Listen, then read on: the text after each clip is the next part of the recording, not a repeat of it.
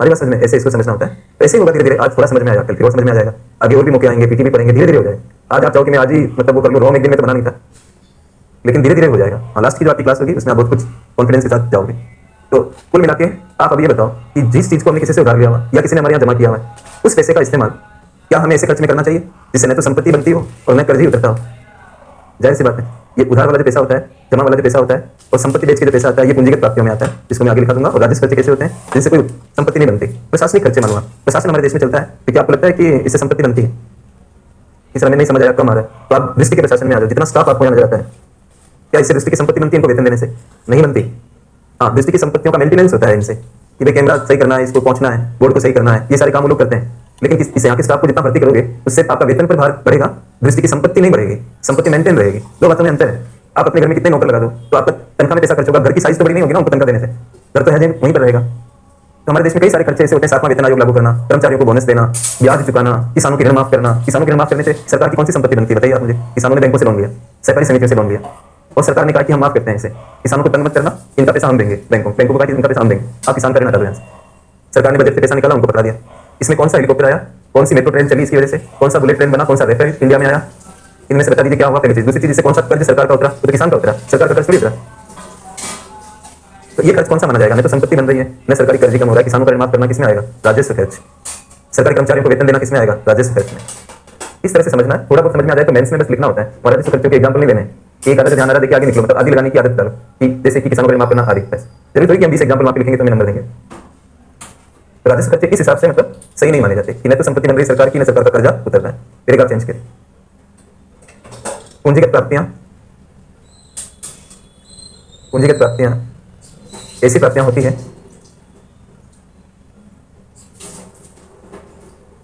जिन्हें पाने के लिए या तो सरकारी संपत्ति कम करनी पड़ती है, सरकारी संपत्ति कम करनी पड़ती है, या सरकारी देयताओं को बढ़ाना पड़ता है। अब राजस्व खर्च आपको बता दिए कि न तो संपत्ति बनती है, न कुछ क्या कहते हैं, हमारा कर्जा भी उससे कम नहीं होता। उस खर्च को साइड में कर दो, भूल जाओ उसको। अब हमने सवाल खड़ा ये किया कि हम वर्गीकरण नहीं करेंगे, तो ये पता नहीं लग पाएगा कि पूंजीगत प्राप्तियों का प्रयोग राजस्व खर्चों में तो नहीं कर दिया गया है, राइट? यही सवाल खड़ा किया ना, तो राजस्व खर्च हम समझ गए। अब हम पूंजीगत प्राप्तियों को समझ रहे हैं। पूंजीगत प्राप्ति का मतलब क्या होता है? मिलना। सरकार को पैसा मिल रहा है तो इसको क्या बोलेंगे? प्राप्ति। बहुत सिंपल नियम ध्यान रखो। पैसा गया तो खर्च, पैसा गया तो खर्च, मिला तो प्राप्ति, गया तो खर्च, मिला तो प्राप्ति। मिलने का कोई भी सोर्स हो, पैसा मिला तो उसको हम प्राप्ति कहेंगे।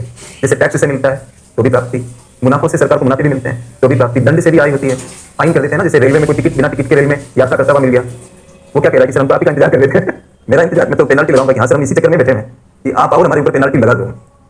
ये भारत है, क्योंकि हम जानते हैं कि कानून को तोड़ना इंडिया में कितना आसान है। जनरल का टिकट कटाया और इसी में जाके बैठ गए, पेनल्टी कटाने के लिए बैठा हुआ है आदमी कि सर हमें मालूम है रूल हम वायलेट कर रहे हैं, जानबूझ के कर रहे हैं, मैं जानता हूँ, आप पेनल्टी काटो सर।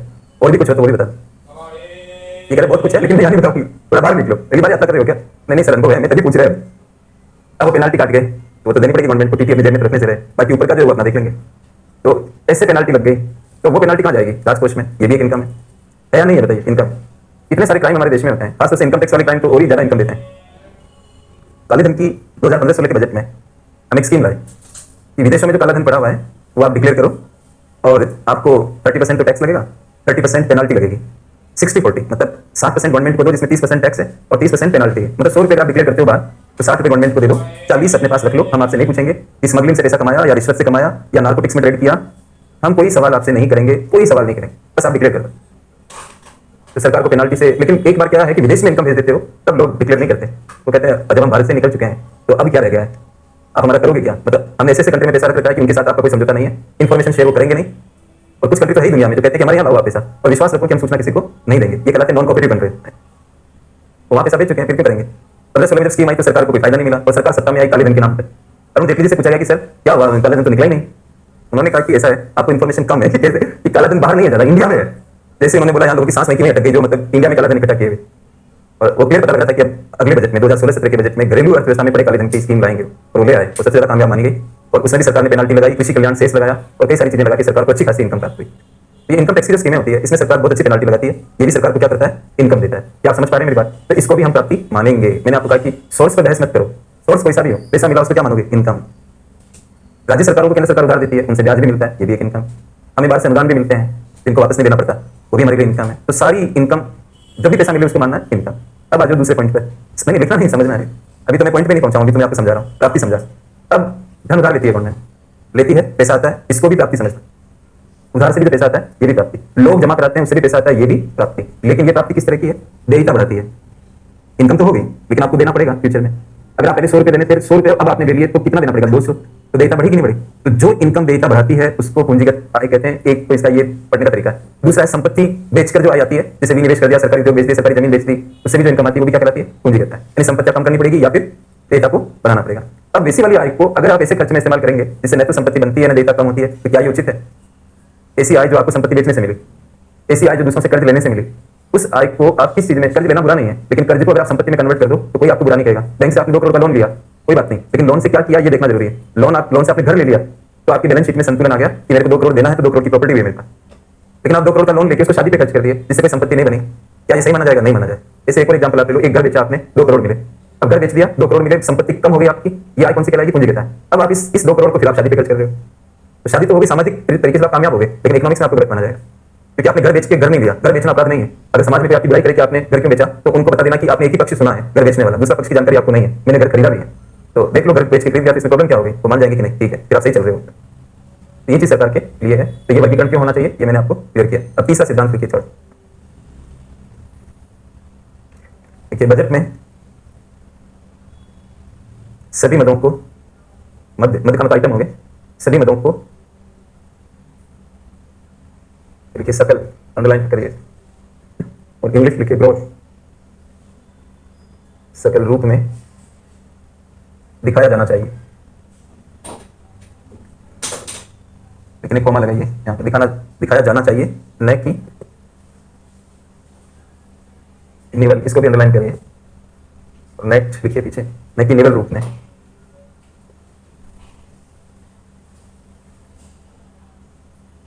पैराग्राफ चेंज करके लिखिए, यदि बजट की मदों को निवल रूप में दिखाया जाता है, निवल रूप में दिखाया जाता है, तो प्राप्तियों या खर्चों की वास्तविकता का पता नहीं लग पाएगा,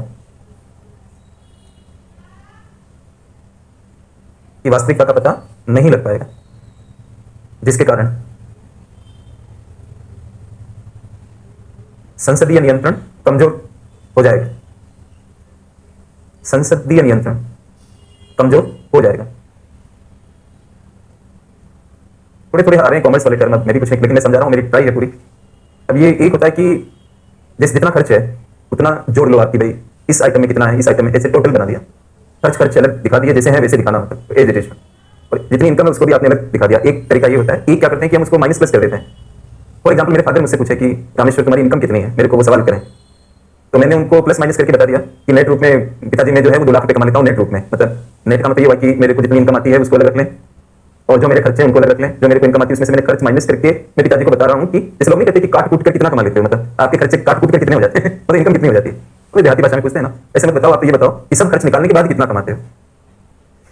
तो ये वाली भाव है यहाँ पर। अब मैंने कहा 2 लाख कमाता हूँ जैसे सब खर्च निकाल के, तो अब मेरे फादर इसे क्या समझ पाएंगे, मतलब उनको कुछ नहीं पता लगेगा मेरा ओरिजिनल खर्च कितना है, ये तो डेटा ही नहीं उनके सामने, और ओरिजिनल आय कितनी है ये भी नहीं आया। प्लस माइनस करने के बाद जो इनकम थी वो आई। अब ये 2 लाख जो नेट इनकम है, ये तो मैं 10 लाख कमाऊँ और 8 लाख खर्च करूँ तब भी आ सकता है 2 लाख। मैं 20 लाख कमाऊँ 18 लाख खर्च करूँ तो भी 2 लाख आ सकता है। मैं 100 लाख कमाऊँ और 98 लाख खर्च करूँ तो भी 2 लाख आ सकता है। मतलब ये 2 लाख किसका फलन है वो तो गायब ही हो गया, एक डेरिवेटिव आंकड़ा आपके सामने आ गया। नेट का मतलब यही होता है, जैसे कोई दृष्टि की नेट इनकम निकालो तो आप कैसे निकालोगे, मतलब दृष्टि की टोटल फीस की कलेक्शन कितनी आ रही है वो एक तरफ रखोगे, राइट, फिर दृष्टि का खर्चा पता लगाओगे उसको दूसरी तरफ रखोगे और फिर उनको इनकम में से खर्च को माइनस करके बताओगे कि ये दृष्टि की नेट इनकम है। सूचना गलत नहीं है लेकिन पूरी नहीं है। मेरे फादर क्या मेरे को इस आधार पे छोड़ सकते हैं कि तुम 100 लाख कमाते हो और 98 लाख खर्च कर दे रहे हो, तो वो मेरे को डांटेंगे नहीं इस बात पे कि तुम तो उसी गांव से निकले हुए हो, छोटे से गांव से, और तुम इतनी उस स्थिति में रहे हो, आज ऐसा क्या हो गया तुम्हारे पास जो तुम 98 लाख खर्च कर रहे हो इसलिए कि तुम 100 लाख कमाते हो। तो बातें अलग अलग है। किसी डिपार्टमेंट की इनकम ज्यादा होने से आप इस बात पर नहीं जा सकते कि उसे खर्च करने का भी अधिकार है ज्यादा मात्रा में। 2 बातें जुड़ी हुई नहीं है, आप जोड़ते हो तो आपकी मिस्टेक है।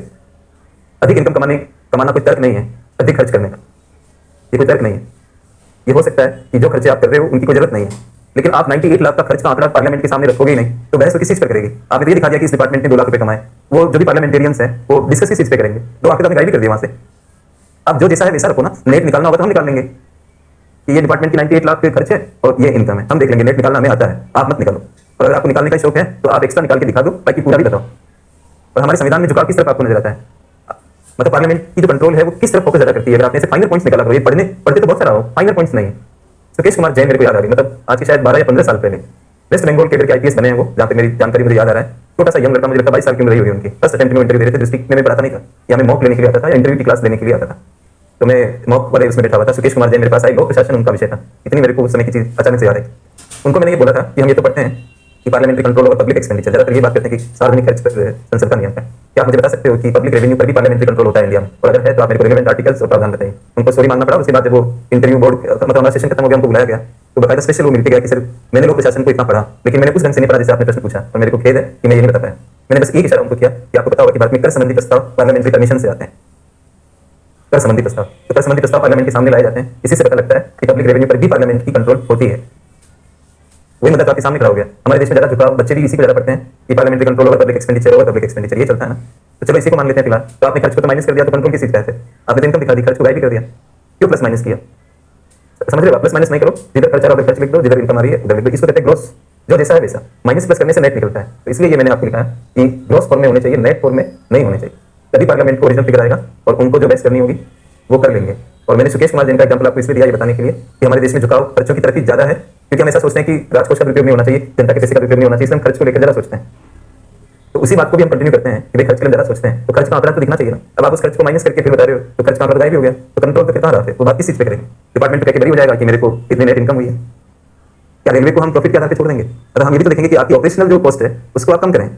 जितनी भी ऑपरेशन कॉस्ट है ये जानबूझ के ज्यादा आ रही है, इसको आप कम करिए, लोकोमोटिव्स को चेंज करिए। ऐसे कौन से इंजन आपने लगा रखे हैं जिनको एक बार स्टार्ट कर बंद कर दिया तो चालू नहीं होते, और स्टार्ट कर दिया तो बंद नहीं किया जा सकता? लॉकडाउन में भी पढ़ा था अखबार में, और एक बार मेरे फादर भी मेरे को लेके गए भीलवाड़ा से, उन्होंने एक बार रेलवे स्टेशन पर लेके गए। हमारी उधर ट्रेन नहीं है ज्यादा, हम लोग मतलब मेरी बहुत बाद में जाकर ट्रेन में बैठा है, तो मेरे को बड़ा शौक है कि मेरे को आप दिखाओ इंजन कैसा होता है वैसे। तो मैं गया वहाँ पर, मेरे फादर ने कहा कि ये इंजन है, इसको इंजन बोलते हैं। ये मैंने कहा ये चल रहा है, मतलब ये चल क्यों रहा है, चालू क्यों है? कोई ट्रेन भी लगी हुई नहीं है। तो उन्होंने मेरे को बोला कि इसको बंद कर देंगे बेटा तो फिर चालू नहीं होगा, इसलिए इसको चालू छोड़ रखा है। इतना डीजल हम इस तरह की चीजों में बर्बाद करते हैं कि वो स्टार्ट होने में उनको प्रॉब्लम होती है, उनको चालू छोड़ देते हैं। इतने एरोप्लेन हमारे देश में जिनको जगह नहीं मिलती उतरने के लिए, तो वो घूमते रहते हैं 15 मिनट 20 मिनट ऊपर, जब उनको जगह मिलती तब उतरते हैं नीचे। तो हम कैसे खर्चों पर ध्यान न रखें, मतलब कुल मिला की बात ये है। तो ये मतलब आपको समझ में आ गया होगा। पहला सिद्धांत पढ़ा बजट संतुलित होना चाहिए, दूसरा पढ़ा हमने राजस्व पूंजीगत वर्गीकरण होना चाहिए, तीसरा पढ़ा सकल वगैरह वगैरह, चौथा लिखिए फॉर। देखिए बजट में दिखाई जाने वाली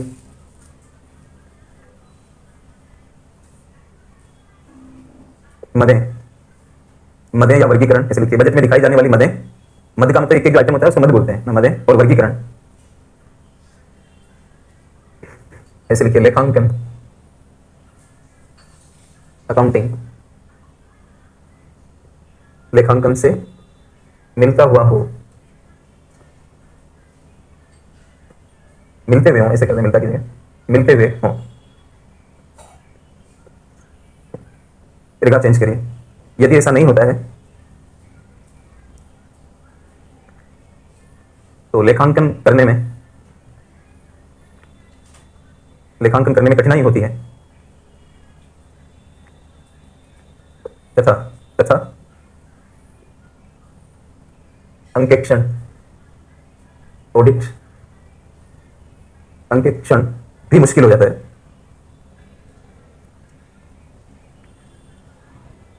इससे जवाबदेही में कमी आती है।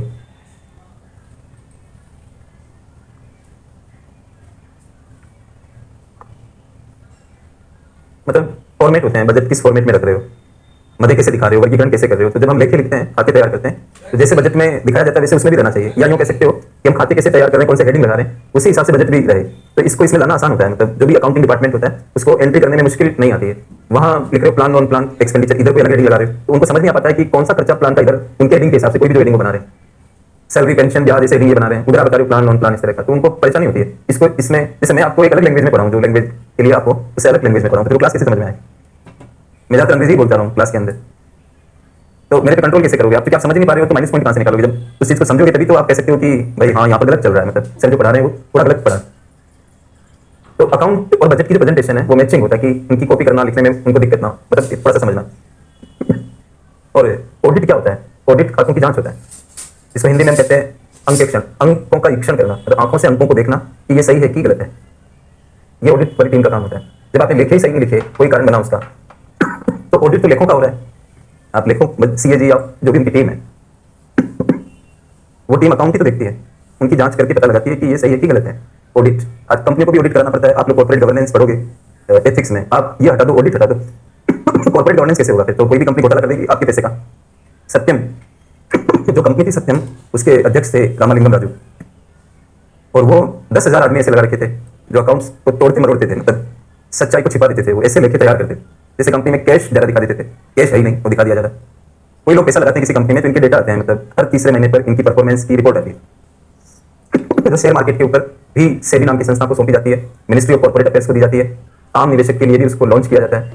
अब आप पढ़ रहे हो उसको कि सत्यम को पिछली तिमाही में बहुत कैश फ्लो है इस कंपनी के पास, कैश रिच कंपनी, ज्यादा कैश दिखा रही है। तो आपके मन में क्या आएगा कि कंपनी अच्छी है क्योंकि इसके पास कैश बहुत पड़ा हुआ है। कैश कैसे पैदा हो गया? मतलब इसका कंपनी ने बहुत अच्छे से काम किया, इसका गवर्नेंस अच्छा है, ये आपके मन में आ गया। अब उसके खातों की जांच उसके डिपार्टमेंट ने खाते बनाए। एक कंपनी है प्राइस वाटर हाउस कूपर्स, पीडब्ल्यूसी का नाम आपने सुना होगा। वो ऑडिटर कंपनी थी।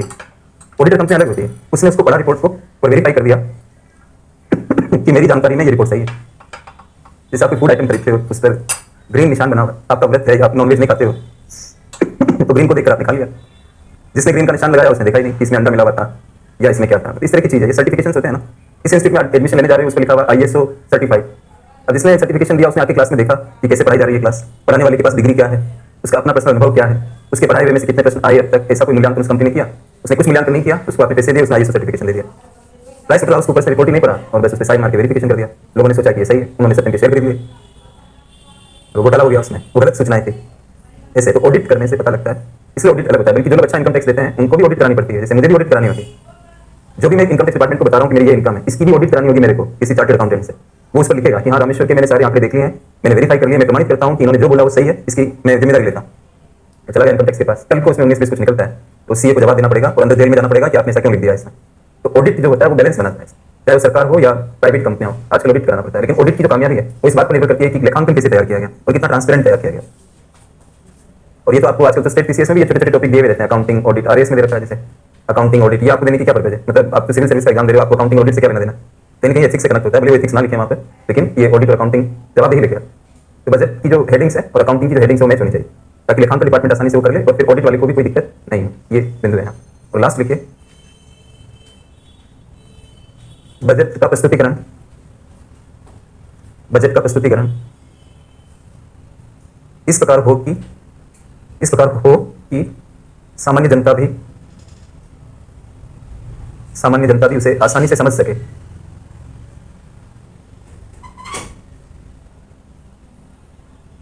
पैराग्राफ चेंज करके लिखिए, इससे जवाबदेही का स्तर बढ़ता है। जवाबदेही का स्तर बढ़ता है। जैसे बजट आपने ऐसे बनाया कि उसको कॉमन मैन समझ ही नहीं पा रहा है, एक केवल अर्थशास्त्री ही उसकी व्याख्या कर पा रहे हैं, उसका रूप ही ऐसा है।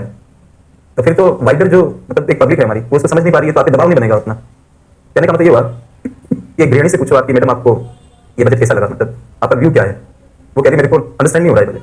कई लोगों से पूछा, उन्होंने कहा मुझे सॉरी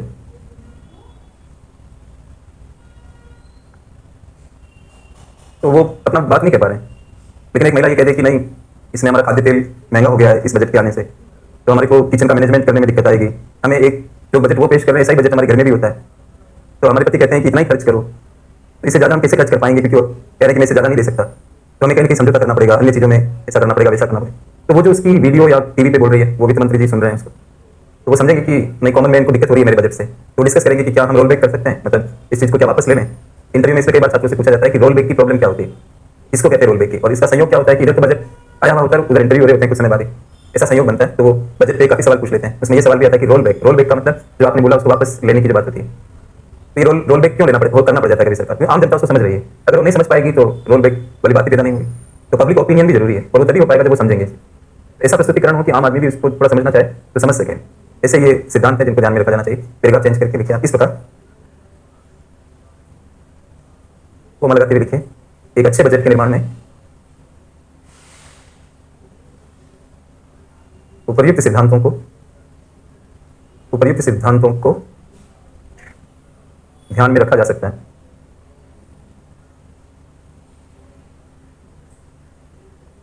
तो ये तो इसका थ्योरेटिकल मतलब पक्ष है, सिद्धांत कौन से और इस तरह के। अब हम बस्टिंग के प्रकार पढ़ेंगे, तो आप अगला हेडिंग लगा दें, बस्टिंग के प्रकार।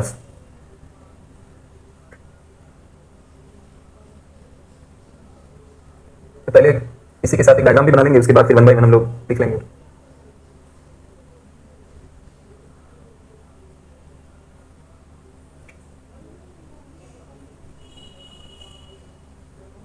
एक जो प्रकार होता है उसको हम कहते हैं line item bursting,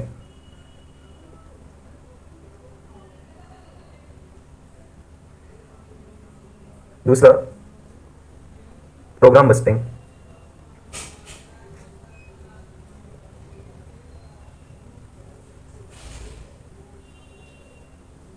performance bursting,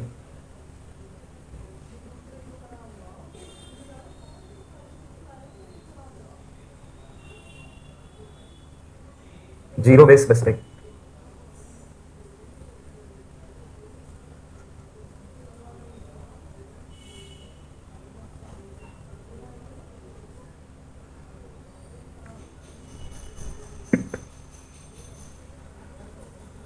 line item busting, program busting, performance busting, zero base bursting.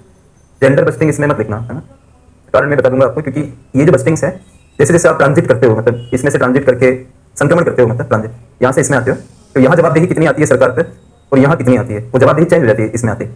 फिर इससे इसकी तरफ आते हो तो जवाबदेही फिर चेंज हो जाती है। जैसे फॉर्मेट बदलते हो वैसे जवाबदेही का स्तर बदल जाए, वो तो मैं लिखाऊंगा तब आपको समझ आएगा। और ये भी एक जवाबदेही से रिलेटेड बस्टिंग है। जेंडर बस्टिंग जवाबदेही से जुड़ी हुई नहीं, पार्लियामेंट्री कंट्रोल नहीं है वो, जैसे ये पार्लियामेंट्री कंट्रोल को इंश्योर करते हैं, जेंडर बस्टिंग उस तरह की नहीं है, वो मैं लिखाऊंगा उसके बारे में, तभी वो बात समझ में आएगी। उसमें सिर्फ ये दिखाया जाता है कि कुल बजट के खर्च में महिलाओं से रिलेटेड खर्चे कितने हैं, ये दिखाती है। आप उस खर्च को कम करो कि ज्यादा करो, कि सही किया कि गलत किया, कि ये तरह की जो कंट्रोल होती है। और सबसे बड़ी कमाल की चीज एक और बताता हूँ, जेंडर बस्टिंग अलग से नहीं बनती, जो बजट होता है उसी में से उनको निकालते हैं। जैसे उज्ज्वला योजना है, जैसे गैस वगैरह सिलेंडर को लेकर, अब ये नॉर्मल बजट में तो उज्ज्वला सब आ रहे हैं, लेकिन महिला से कनेक्टेड मेनली खर्च कौन से हैं, तो उज्ज्वला को अलग निकाल लेंगे। इस तरह से वो महिलाओं से रिलेटेड निकाल के फिर एक डॉक्यूमेंट बनाएंगे। अरे तो जो वो खर्चों की बहस है कम ज्यादा की, वो तो पहले ही हो चुकी है, ये अलग से हो जाएगी उन पर, तो फिर आप अलग से एक स्टेटमेंट बना रहे हो जो ये दिखा रहा है कि महिलाओं से रिलेटेड खर्चे आपके बजट में कौन कौन से हैं, उनको अलग दिखा रहे हो। ये अलग दिखाने को जवाबदेही नहीं कहते हैं। क्या क्या है को मत पढ़ो, अंतरों को भी समझो। यूपीएससी में आप ज्यादा कामयाब तभी हो पाओगे जब डिफरेंस समझोगे कि इसमें इसमें अंतर क्या है, वहीं तो बहुत प्रॉब्लम होता है। एमएसपी भी पढ़ लिया, आती है क्या है, लेकिन वो क्रॉप इंश्योरेंस से कैसे अलग है ये नहीं आता है, तो प्रॉब्लम होगी। फिर यही मैं कह रहा हूँ कि जो ये बस्टिंग है उससे जेंडर बस्टिंग कैसे अलग है, ये भेद पैदा करना। जीडीपी भी आता है, जीएनपी भी आता है, लेकिन अंतर नहीं आता है। अंतर सिर्फ हल्का वाला आता है। हल्का वाला ये आता है कि इसमें जीएनपी में विदेशी आय जुड़ जाती है साधनों के रूप में, और जीडीपी में ऐसा नहीं होता है। हम जो हमारे लोग जो बात कमाते हैं वो जीडीपी में नहीं जुड़ता है। इससे क्या हो जाएगा, इससे इस अंतर से क्या यूपीएससी जैसा हो गया, इसमें कोई फॉर्मूले की व्याख्या कर रहे हो। मैं बताऊंगा आगे जब हम पीटी पढ़ेंगे तब कि किस तरह से अंतर निकाले जाते हैं इनके। नेशनल लेवल पे जोसेफ स्टिग्लिट्ज़ ने कहा कि जीडीपी ने जीएनपी को इस्तेमाल किया जाना चाहिए, तो वो मेंस का लेवल होता है, मेंस पीटी का एक सही यूपीएससी लेवल होता है। वरना जीडीपी जीएनपी तो एसएससी में भी पढ़ते हैं, पटवारी में भी पढ़ते हैं, आरओ की एग्जाम होती है उसमें भी पढ़ते हैं, तो यूपीएससी में अलग क्या पढ़ते हैं फिर, तो वो अलग चीजें होती है, वहाँ पर अलग लेवल होता है। तो हम 1 बाय 1 इनके बारे में लिखेंगे। तो आप फर्स्ट लिखिए इसके नीचे, यहाँ से शुरू करेंगे, तो वैसे लिखिए लाइन आइटम बस्टिंग। इनको हद से हद देवनागरी में लिख सकते हो, इससे ज्यादा इनका कुछ नहीं हो सकता, मतलब ऐसे ही लिख सकते हो आप। इनकी एकदम हिंदी चाहोगे तो नहीं मिलेगी। लाइन आइटम बस्टिंग, तो लिखिए यह है बस्टिंग का, यह है बस्टिंग का सर्वाधिक सरल स्वरूप है। पूर्ण विराम लगाइए, आगे लिखिए इस बस्टिंग में आने वाले वर्ष के लिए खर्चों का अनुमान लगाते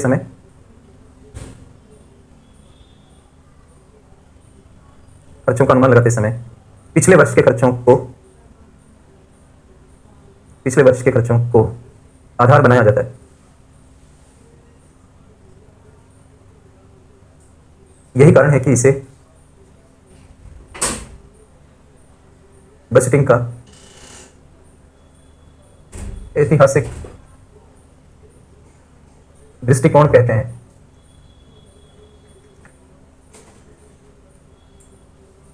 इससे लिखा कि बहुत सरल है।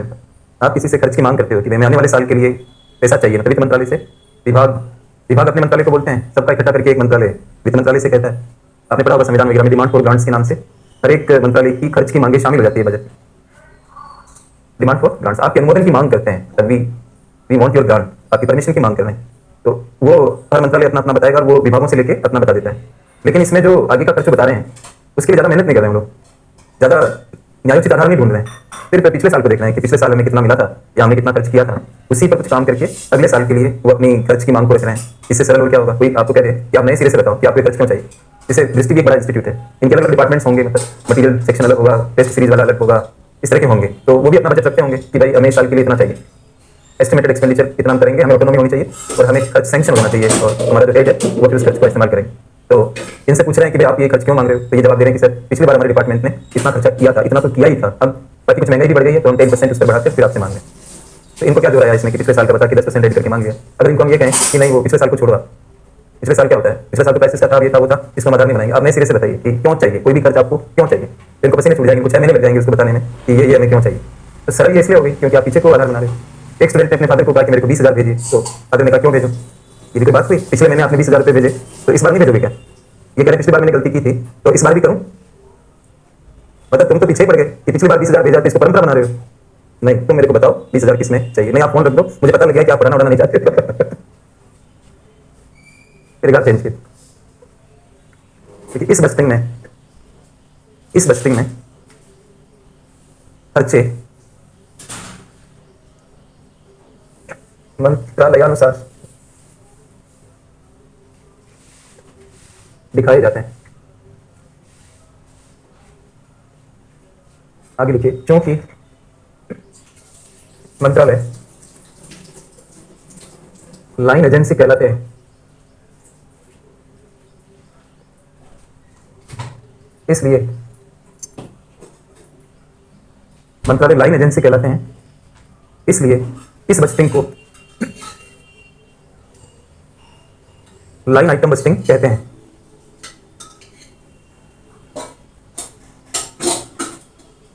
लाइन आइटम बजटिंग कहते हैं। ये जो आदेश देने वाली संस्थाएं होती है या नीति निर्माण में जो रहती है उनको लोक प्रशासन की भाषा में लाइन संस्थाएं बोला जाता है। एक होती है स्टाफ, लाइन निर्णय करती है, पॉलिसी बनाती है, स्टाफ उसको क्या करता है, एग्जीक्यूट करता है। स्टाफ का अर्थ होता है छड़ी, मतलब जैसे छड़ी के सहारे हम चलते हैं तो स्टाफ छड़ी की तरह होता है, उसको मानना पड़ता है, जैसे छड़ी को हम जिधर चलाते हैं उधर उसको जाना पड़ता है। निर्णय कौन करता है, लाइन करता है, जो छड़ी को हाथ में लिए हुए वो लाइन है। और वैसे ये शब्द मौलिक रूप से फौज में देखने को मिलते हैं, जो आर्मी होती है, जो कमांडर्स होते हैं वो कहते हैं कि मतलब फायर करो, या फायर कर रहे हैं तो रुकने के लिए बोलते हैं, या कहते हैं धीरे धीरे आगे बढ़ो, मतलब वो आदेश देते हैं और बाकी लोग उनका पालन करते हैं उसके हिसाब से वो, इसलिए वहाँ पर ये अनुशासन बहुत चलता है फौज में। हर जगह लिखित में आदेश देंगे क्या वो लोग, मतलब कितना वर्बल होता है मैदान के अंदर। उनमें अनुशासन ना हो तो कोई भी काम नहीं कर पाएगा, फिर तो हो गया आपकी फौज चल नहीं पाए।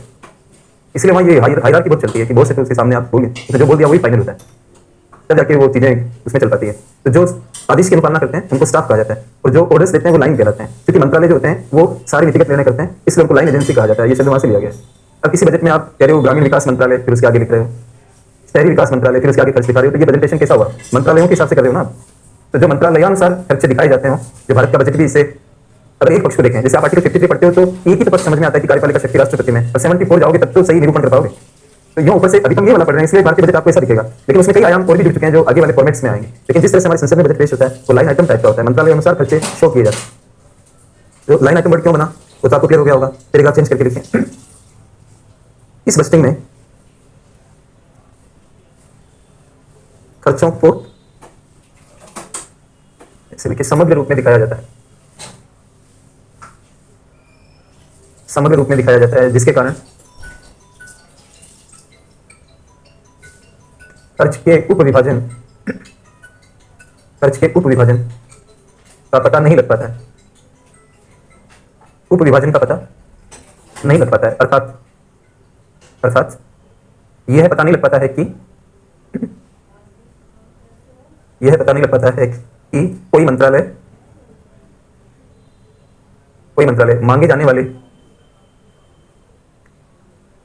खर्च को किस प्रकार अलग अलग मदों पर इस्तेमाल करेगा, टोटल दिखता है, इसकी डिवीजन नहीं दिखती। जैसे वो स्टूडेंट कहता है कि मेरे को 20,000 रुपये भेजो, तो वो 20,000 बोल रहा है, उसकी डिवीजन नहीं दिखा रहा है कि 20,000 में खाने पे कितना खर्च करेंगे, रहने पे कितना खर्च करेंगे, कोचिंग या पढ़ाई के लिए कितना खर्च करेंगे, वर्गीकरण अपने पिताजी को नहीं दिखा रहा है, वो सिर्फ 20,000 बोल रहे हैं। तो न सिर्फ ये हिस्टोरिकल टाइप का है बल्कि ये विभाजन भी नहीं दिखाता है, टोटल दिखाता है। टोटल में फिर पार्लियामेंट्री कंट्रोल, तो इस बात को लेकर भी तो हो सकता है कि अलग अलग मदों में जैसे कुल तो अलग चीज होगी, लेकिन कुल को जो आप डिवाइड कर रहे हो उस पर भी तो बहस हो सकती है कि इस पर थोड़ा कम कर दो और दूसरी वाली मत पे शिफ्ट करो इसे, लेकिन वो तो तभी होगा जब आप उसको ओपन करके दिखाओगे, तब उस पर बहस होगी। अब आप टोटल पे बहस कर लो या तो बस यही रास्ता है, उप विभाजन नहीं दिखा रहे हो तो बहस का जो स्कोप है वो सीमित हो जाता है। सीमित हो जाने पर फिर जवाबदेही भी सीमित हो जाएगी। बहस के कारण ही तो लोग थोड़े डरते हैं कि नहीं ये बहस बनेगी तो हम पहले से सोच समझ के चले। तो जवाबदेही में तो उतनी नहीं आ पाती लाइन आइटम में, उसके लिए फिर ये पैराग्राफ चेंज करिए, थोड़ा और लिखें। मतलब पैराग्राफ मत करो चेंज, उसी में बढ़ो आगे, पूर्ण विराम लगा के उसी में चलो आगे। इसके कारण जवाबदेही में कमी आ जाती है।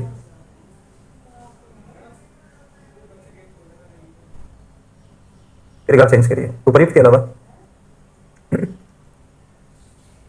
कोमा लगा के लिखिए। ऐतिहासिक दृष्टिकोण पर आधारित होने के कारण इस बस्टिंग में खर्च के लिए कोई उचित आधार नहीं होता है।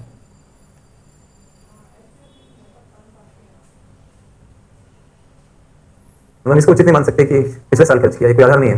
ऐतिहासिक चीजों को यहाँ लाने की कोई आवश्यकता नहीं है। आप ढंग से बताइए कि ये क्यों चाहिए। तो एक तो सब डिवीजन नहीं मिल रहा है, दूसरा हिस्टोरिकल है, बस इतना ही है कि सिंपल है ना, तो इसको बनाने में कोई कठिनाई नहीं होती। तो यूपीएससी अलग अलग बस्टिंग को लेकर पूछ सकती है, आपसे पता होना चाहिए। तो एक तो हो गया लाइन आइटम बस्टिंग, इसके बाद सेकंड लिखिए प्रोग्राम बस्टिंग। ये प्रोग्राम बस्टिंग दूसरा। देखिए इस बस्टिंग में मंत्रालयों द्वारा खर्चों को समग्र रूप में नहीं दिखाया जाता है। प्रत्येक मंत्रालय या विभाग अपनी अलग अलग गतिविधियों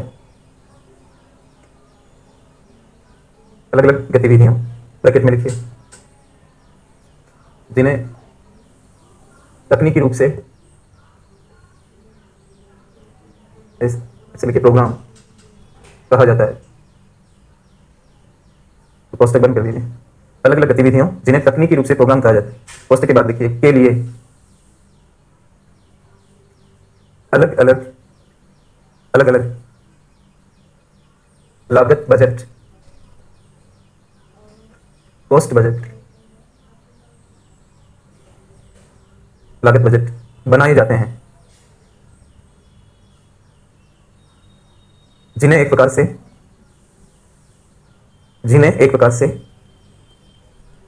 मिनी बजट कहा जा सकता है। एक एग्जाम्पल उठा लेते हैं, पूर्ण विराम लगाइए फिर लिखिए। उदाहरण के लिए ग्रामीण विकास मंत्रालय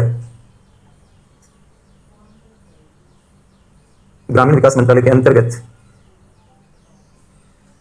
ग्रामीण विकास विभाग यह बताएगा कि ग्रामीण आवास ग्रामीण रोजगार ग्रामीण ऐसे लिख दीजिए इंफ्रा विकास आदि के लिए मांगे जाने वाली कुल राशि को इस प्रकार खर्च करेगा।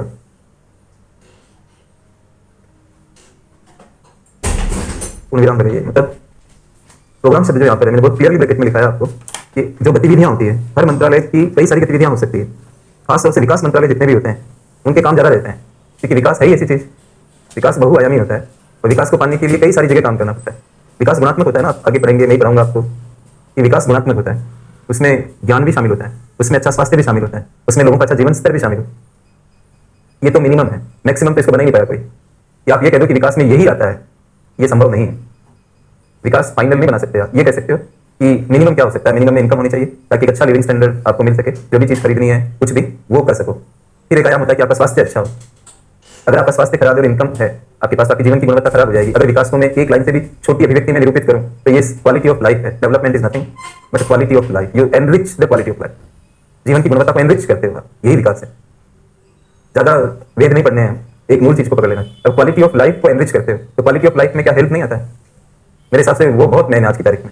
अगर आप इनकम को मेन मानते हो तो मैं स्वास्थ्य को मेन मानूंगा, क्योंकि इनकम भी स्वास्थ्य अच्छा होने पर ही अर्जित होगी। अगर आपका स्वास्थ्य खराब है तो आप इनकम लंबी देर तक नहीं कमा पाओगे, राइट। तो और दूसरी बात, आपके पास इनकम ज्यादा है तो स्वास्थ्य अपने आप नहीं मिलता है, आपको उस पर अलग से काम करना पड़ता है। बराक ओबामा अपने ऑफिस में बैठे बैठे ही भाग मतलब निकल जाते थे, एम्प्लॉय उनके पीछे भागते रहते थे। आपने ऐसा यूएस स्लिम प्रेसिडेंट नहीं देखा होगा बराक ओबामा जैसे, जो इतने स्लिम है।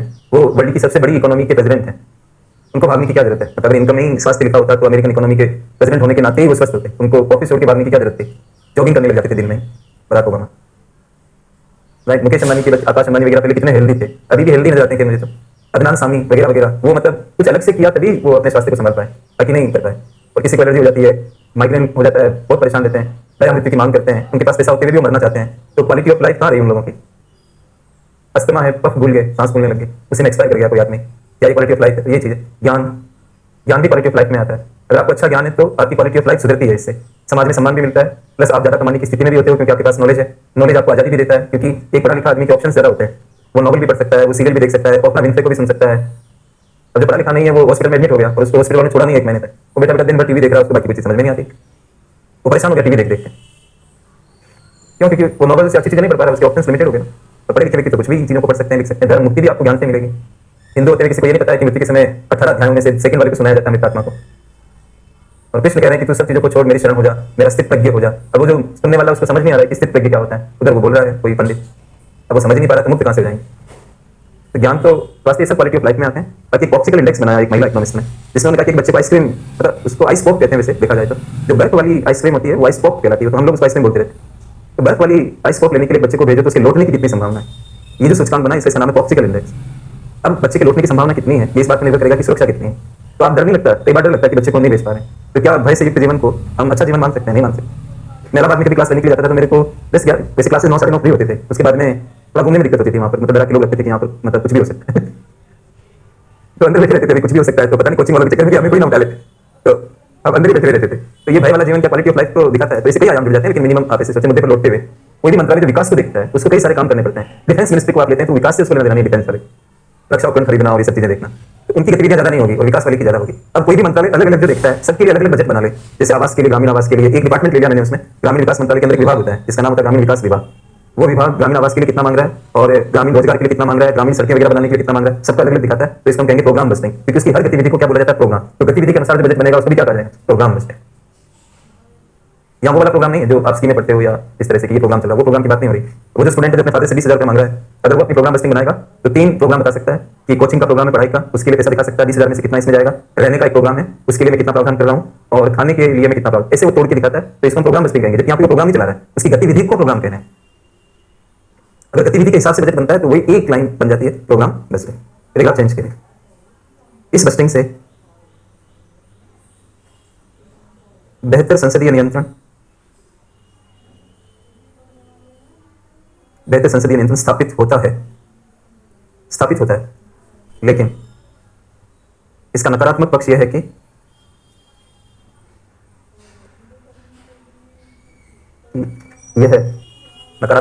है कि यह निष्पादन को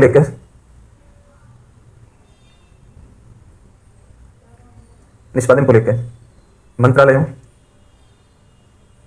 या विभागों को उत्तरदायी नहीं बना पाती है। तो ये माइनस पॉइंट आ रहा है, समझ में आएगा आपको अगला हेडिंग में। परफॉर्मेंस बस्टिंग, तीसरी वाली ये परफॉर्मेंस बस्टिंग लिखिए। इस बस्टिंग में प्रोग्राम बस्टिंग के गुण रहते हैं, लेकिन निष्पादन, इसको अंडरलाइन कर दें, निष्पादन को, लेकिन निष्पादन का अतिरिक्त मानक जोड़ दिया जाता है, जोड़ दिया जाता है। परफॉर्मेंस लिंक होती है, कैसे होती है वो देखेंगे। पैराग्राफ चेंज करिए। प्रत्येक मंत्रालय अथवा विभागों को अपने खर्चों को विशेष उद्देश्यों के साथ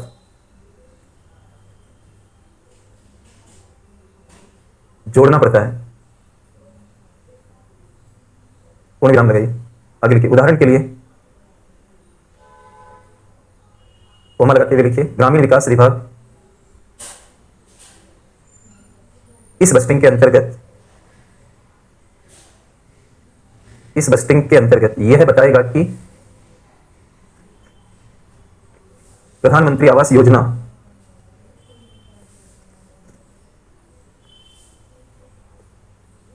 ब्रैकेट में लिखिए ग्रामीण, प्रधानमंत्री आवास योजना ग्रामीण के लिए मांगी जाने वाली खर्च की एक राशि से कितने घर बनाएगा। अब घरों की संख्या उसको बतानी पड़ेगी। मतलब खर्च के विभाजन सब कुछ हो रहे हैं, लेकिन अब उनको ये परिणाम बताने पड़ेंगे कि मैं अगर हाईवे वाला कोई मिनिस्ट्री या डिपार्टमेंट है इंफ्रा में, तो उसको बताना पड़ेगा कितनी सड़क बनाएंगे, और ये बता रहा है कि कितने घर बनाएंगे। मान लो कह रहे कि हमें 21,000 करोड़ रुपए दे दो, तो बता दिया 21,000 करोड़ दे दो, ऐसे ही अलग अलग के लिए बता रहा है, तो प्रोग्रामिंग होगी, प्रोग्राम बस्टिंग होगी। अब इसमें जब आते हैं परफॉर्मेंस वाले में, तो पीछे वाली जो चीजें ड्रॉप नहीं होती, वो कंटिन्यू रहती है। मतलब प्रोग्रामिंग तो करनी है कि अलग अलग गतिविधियों का बजट तो आपको बनाना ही पड़ेगा, भले या परफॉर्मेंस में आ गए। एड ऑन क्या किया जाता है ये समझना है। जैसे ऊपर क्या लिखा था कि ये विभाग जो है ग्रामीण विकास विभाग, ग्रामीण आवास, ग्रामीण रोजगार, ग्रामीण इंफ्रा विकास के लिए अलग अलग कितना कितना खर्च करेगा, ये बताएगा। इसके तहत बताएगा प्रोग्राम बस्टिंग के तहत। वो अपने अपने अलग अलग प्रोग्राम है जिनको गतिविधियां हम कह रहे हैं, उनका अलग अलग बता दिया उसने, तो उसका मसला वहां खत्म हो गया। लेकिन जब ये वाला फॉर्मेट आएगा तो उसे प्रोग्राम तब तो बनाना पड़ेगा, जो पीछे उसने बनाया वही रूप उसको याद रखना है। पर साथ में एक चीज उसको बतानी पड़ेगी कि अगर वो आवास के लिए पैसा मांग रहा है, मैंने एक एग्जांपल उठाया कि इस स्कीम के लिए पैसा मांग रहा है, तो इसके आगे लिखना पड़ेगा कि कितने घर बनाए गए। अब उसकी जो परफॉर्मेंस है घरों में चेक होगी, घर उतने बने कि नहीं बने, ये चेक करने कोई नहीं जाता दोस्तों, इस तरह से नहीं होता है। लेकिन इसी से दबाव बन जाता है, इतना ही काफी है कि वो घर लिख रहा है, तो उसके मन में नहीं आएगा। कल को किसी ने सवाल पूछ लिया कि घरों का क्या हुआ, जब आपने बताया था, जवाब यही पैदा होता है ना, राइट कि भाई ये है। तो चाहे तो सीएजी भी खींच सकता है आगे कोई इसको पढ़ के कि आपने बोला था ये घर, तो घर नहीं बने, वो पीछे की रिपोर्ट लिखेगा। उनका एक ही काम थोड़ी होता है कि एक बार अकाउंट को देख लिया। आपने इस साल के बजट में पढ़ा होगा कि ओक बजट फाइनेंसिंग को हमारी सरकार ने खत्म करने के लिए बोला, इसे खत्म नहीं किया उन्होंने। जो फर्टिलाइजर सब्सिडियां होती थी, अन्य सब्सिडियां होती थी जो बजट पर नहीं आती थी। अब एचसीआई को क्या किया कि तुम बैंकों से उधार ले लो, मतलब तुम अगर सस्ता फर्टिलाइजर या कुछ भी कर रहे हो तो तुम देखो कि बाहर से उधार ले लो। हम भारत में खर्च किसको मानते हैं, ये भी एक प्रॉब्लम है। जो राजकोष से निकलता है उसको खर्च मानते हैं। तो राजकोष से घाटा जब निकलेगा तो हम वही खर्च लाएंगे जो राजकोष से निकले हैं। ये कोई बात थोड़ी हुई। अब आप किसी को कह रहे हो कि आप सब्सिडी दो जनता को, और उसका जो खर्चा होगा उधार लेके निकाल लो, बॉन्ड निकाल लो, बैंक को कम कहते तुम खरीद लो, तो हमारे राजकोष से पैसा नहीं निकला। इसका मतलब ये नहीं कि आप उसको सरकारी खर्च नहीं मानोगे, सरकार की नीति के तहत ही तो उसने सब्सिडी दी। तो why do not you go for accounting? If you से कि यहां से निकलेगा इसी को खर्च कहेंगे, तो आप कहते रहो, मतलब आपने दूसरा तरीका खर्च का निकाल लिया तो बजट पे आया ही नहीं। इसको कहते हैं ऑफ बजट। आपको पढ़ना पड़ेगा, कुछ भी करो, चाहे चोटी बांध के पढ़ना पड़ेगा, मतलब ऐसे पंखे से बांध के पढ़ना लेकिन पड़ेगा। आज पढ़ लो, कल पढ़ लो, प्यार से पढ़ लो, दबाव से पढ़ लो, बच तक नहीं पाओगे। अब ये भी पूछ लेंगे आपको ऑफ बजट, तो हम दिल्ली में क्यों आए पढ़ने के लिए? ये तो रीजनल सेंटर पे भी पढ़ाई होती है, यहाँ आने की जरूरत क्या थी? तो हार्वर्ड है, यहाँ के लिए पटना जैसे ही पढ़ा, यहाँ के लिए इलाहाबाद जैसे ही पढ़ा, तो इलाहाबाद वाले ज्यादा अच्छे हैं। हम यहाँ क्या करने के लिए? अपना टाइम और इतना धुआं जो पीने में जा रहा है। मैं तो कई बार सोचता हूँ कि मैं यहाँ से विड्रॉ कर जाऊँ दिल्ली से, क्योंकि ये तो जीवन नहीं हो रहा है, कुछ और ही हो रहा है। अब आप अपनी सांसें कम करने के लिए आए हो, तो इसका तो कुछ तो करो कि भाई कुछ तो अच्छी हो जाए मुझे। अब मेरी पटना जैसे यहाँ पे पढ़ाने लगा तो फिर होगा क्या? फिर तो बहुत नुकसान हो जाएगा। तो be careful and be aware also, careful भी रहो, जागरूक भी रहो। बीच में बात आ जाती है, उनको ध्यान से सुनो। कई बात में कई और आपके सीनियर्स आपको बताएंगे कि सर सिंपल पढ़ाते पढ़ाते ऐसी जगह ले जाते हैं। मेरे को नहीं पता लगता, लोग बताते हैं, मेरे को मिलते हैं ऐसी जगह ले जाते हैं जहाँ सवाल आते हैं। अब मैं पढ़ाते पढ़ाते कहाँ ले गया? तो ऑफ बजे। अब जो नींद निकाल रहा है वो सोता ही रहेगा, उसका जन्म सोने के लिए हुआ है। तो आप कितना भी जगाओगे तो जगाओ तो कभी कुछ नहीं होने वाला है दोस्तों। इतनी जोर लगानी पड़ती है क्लास के लिए, बहुत मुश्किल है। तो मैं तो कभी नहीं चाहूंगा कि आप पढ़ाने के क्षेत्र में आओ, आप अपना सिलेक्शन करा के जाओ। मैं हमेशा ये चाहूंगा कि बहुत लास्ट का विकल्प है, इसका सामाजिक कोई सम्मान नहीं है, नहीं, जीरो, कोई वैल्यू नहीं। कोचिंग में पढ़ाने से कोई वैल्यू नहीं मिलती। और आदमी इसको नेगेटिव लेता है, यूनिवर्सिटी में बात करोगे, कोचिंग में पढ़ाते एकदम आपकी इमेज जीरो हो जाएगी, उसी समय बात नहीं करेंगे आप। क्या वैल्यू है सामाजिक? समाज में क्या कहते हैं? मैं गाँव जाता हूँ, मेरे को ट्यूशन पढ़ाते हैं, मैंने गाँव ट्यूशन कैसा चलता है आपका ट्यूशन? मैंने कहा बढ़िया चल रहा है, दाल रोटी मैंने कहा निकल रही है, घर का मकान मैंने कहा देख रहे हैं। कुछ सवाल होते गाँव वाले इतनी तहकीकात करते हैं कि सब कुछ वो प्यार प्यार में निकाल लेते हैं। यार ट्यूशन पढ़ाते कितने 100 ग्रे पानी के गिरे होंगे मेरे ऊपर। फिर मैं जब उस समय केवल कॉलेज में था, तो मैंने कहा मैं केएमसी में भी पढ़ाता हूँ कि ये क्या, ये प्राइवेट कॉलेज? मैंने कहा प्राइवेट। अब केवल कॉलेज नाम से उनको लगता है कि प्राइवेट होगा, तो उनको हम कैसे कहें कि यहाँ पर अमिताभ बच्चन भी पढ़े थे केएमसी में। और मैं तो गाँव में भी जाता हूँ, तो गाँव वाले ऐसे होते हैं ना, कई बार सोचते आए होंगे दिल्ली से, हम किसी से कम है क्या? ऐसे होते हैं। तो घर के बाहर बैठे हैं, जिनको गोद में खिलाया वो बाइक से ऐसे करके निकल जाते हैं। मैं कहूँ मेरे से बोलेंगे, मैंने एक रोक ही दी बाइक, मैंने कहा मैंने कहा भाई मेरे मैं समझ नहीं आ रहा हूँ मैं कौन, तुम इतना जल्दी भूल गए मुझे। नहीं भाई साहब आप तो गांव के हो, हमारे बहुत आगे चले गए आप। मैंने कहा जब भी आगे पीछे गांव के अंदर घर देखने नहीं आते हैं, गांव वालों से मिलने आते हैं।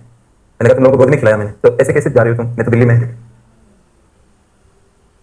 तो हर जगह ये नहीं होता है कि आप मतलब कुछ भी सामाजिकता होनी चाहिए हर इंसान में, एनी हाउ, लेकिन आप मतलब पूरा इन चीज़ों पर भी फोकस करो। इसको तो हम लिख लेते हैं, थोड़ा समय लग रहा है इसमें, तो पैराग्राफ चेंज करें इस प्रकार। कोमल करके लिखिए, इस बस्टिंग में खर्चों को उद्देश्यों के आधार पर उचित ठहराया जाता है।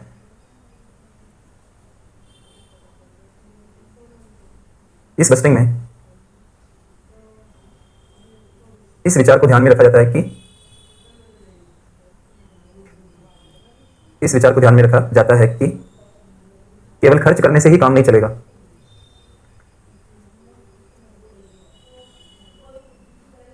केवल खर्च करने से ही काम नहीं चलेगा, कोमल लगाइए, यह भी देखना होगा कि खर्च का परिणाम क्या हुआ।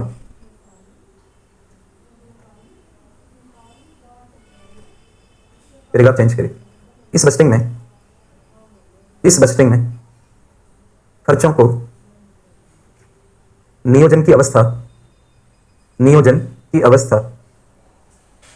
में ही कम किया जा सकता है। मैं एक साथ समझा दूंगा, पूर्ण विराम लगाइए, पैराग्राफ चेंज करिए। इस बस्टिंग की मुख्य कमी यह है कि इसे गुणात्मक क्षेत्रों में लागू करने में कठिनाई होती है, क्योंकि इन क्षेत्रों में परिणामों को मापना कठिन होता है। परिणामों को मापना, पूर्ण विराम लगाइए। तो इसमें ये फिलॉसफी नहीं है कि खर्च करते रहो, मतलब परिणाम पे फोकस्ड है। इसमें मैंने लिखा है कि केवल खर्च करने से काम नहीं चलेगा, ये भी देखना होगा कि खर्च का परिणाम क्या होगा, राइट। दूसरी क्या है कि नियोजन की अवस्था में ही खर्च कंट्रोल कर सकते हैं। कैसे? जैसे ग्रामीण विकास विभाग ने कहा कि हम 21,000 करोड़ रुपए मांग रहे हैं और हम लगभग 50 लाख घर बनाएंगे, उन्होंने सामने लिख दिया है। तो आप कंपेरिजन कर सकते हो कि 21,000 करोड़ रुपए खर्च होंगे 50 लाख घरों के लिए। अगर आप कोई टारगेट नहीं रखते हो तो हमें कैसे पता चलेगा कि ये खर्चा कम है कि ज्यादा है? जैसे आपने अपने फादर से कहा कि मुझे 1 लाख रुपए चाहिए, अब आपने पर्पज नहीं बताया कि किस चीज के लिए चाहिए, तो वो क्या बोले कि ये कम है कि ज्यादा है? आपने 1 लाख लिखकर उसके आगे लिख दिया स्मार्टफोन खरीदना है, बस। इसके बाद बहस शुरू हो जाएगी कि भाई 1 लाख रुपए का स्मार्टफोन किस तरह का है, मतलब उसमें कौन से ऐसे फीचर्स हैं जो 20, 25, 30, 50 तक के फोन, 1000 तक के फोन में नहीं है, जो तुम 1 लाख में मेरे को बता रहे हो। तो वहां बहस हो सकती है कि फोन के लिए 1 लाख रुपए, ये बहस कब छिड़ी? जब आपने पर्पज लिखा। नियोजन की अवस्था में, इससे पहले कि आप 1 लाख का फोन लाके पैसे खर्च कर देते, आपके फादर नियोजन की अवस्था में ऐसा दबाव बना रहे हैं कि आप मजबूर हो जाते हैं कि उस फोन को छोड़ने के लिए, और आप फिर कहते हो कि चलो पापा मुझे ये वाला दिला दो, 40 तक वाला तो दिला दो। हाँ, ये हो जाएगा। अब फोन ही ले आए, खर्च कर दिया, पर्पज लिखा ही नहीं, फादर ने ध्यान ही नहीं दिया, वो 1 लाख चला गया। लेकिन सामने कोई चीज लिखी हुई रहती है तो आप खर्च को कंपेयर करते हो और इसको ध्यान में रखकर फिर आप कहते हो कि खर्च कम है कि ज्यादा है, लेकिन ये वही नहीं, फिर इस पर बहस किस चीज की हो पाएगी? तो नियोजन की अवस्था में कम जो खर्च हो जाते हैं वो सबसे बड़े होते हैं। होने के बाद में जो कंट्रोल लाते हैं, जो भारत में होता है सीएजी वाले केस में, कि खातों की बाद में जांच होती है, तो ये आगे के लिए तो ठीक है, लेकिन जो खर्च हो गए उनमें तो कुछ हो ही नहीं पाता है, क्योंकि वो तो हो चुके हैं। तो एक ये है। अभी गुणात्मक क्षेत्रों में इसको लागू करें तो समस्या खड़ी होती है। जैसे आप मेरे क्लास के घंटे तो माप सकते हैं कि मैंने कितना पढ़ाया, जैसे आज सर ने 2 घंटे पढ़ाए, दूसरे दिन 2.25 घंटे पढ़ाए, टोटल कितने दिन पढ़ाया, कितने घंटे की क्लास चली, ये तो माप सकते हो। लेकिन जो क्लास की गुणवत्ता है उसको ऐसे नहीं मापा होगे जैसे आवर्स मापते हो, एकदम एक्यूरेट नहीं कह पाओगे, मतलब कि यही गुणवत्ता है जिसको अंकों में आप डाल सकते हो। और उसी समय बच के निकल जाऊंगा, कुछ टीचर उसी आड़ में बच के निकल जाएंगे, क्योंकि उनकी क्लास की जो अकाउंटिंग है वो आवर्स के हिसाब से तो हुई, लेकिन गुणवत्ता को चूंकि पकड़ना बहुत मुश्किल होता है, तो अगर किसी ने गुणवत्ता लूज भी कर दी तो वो मेजर नहीं हो पाएगी उतनी आसानी से, वो बहुत बाद में पता लगेगा जब आप एग्जाम दोगे या उस तरह से। और उसी में जो भी तथाकथित रूप से ठीक से काम नहीं कर रहा वो भी निकल गया, और जो ठीक से काम कर रहा उसकी भी कोई वैल्यू नहीं मिली, और वो गड़बड़ा गया सिस्टम, क्योंकि गुणात्मक परीक्षण हो ही नहीं पाया। तो गुणों को अभिव्यक्त करने में बड़ी मुश्किल होती है। आप मिठाई खाने जाते हो, मीठापन एक गुण है, क्या वो कभी मिठाई वाला ये लिख सकता है कि इतने पॉइंट मीठी है? इसी कमी के कारण तो हमें टेस्ट कराता है। हम कहते हैं कि मेरे को गिफ्ट करनी है मिठाई, देखो कम मीठी होनी चाहिए, तो वो कहते हैं कि सर कम ही है, वैसे आप चाहो तो टेस्ट कर लो, तो वो कह नहीं पा रहा है, तभी तो टेस्ट करा रहा है, और इसी का फायदा हम लोग उठा लेते हैं कई बार। चलता हूँ, थैंक यू वेरी मच।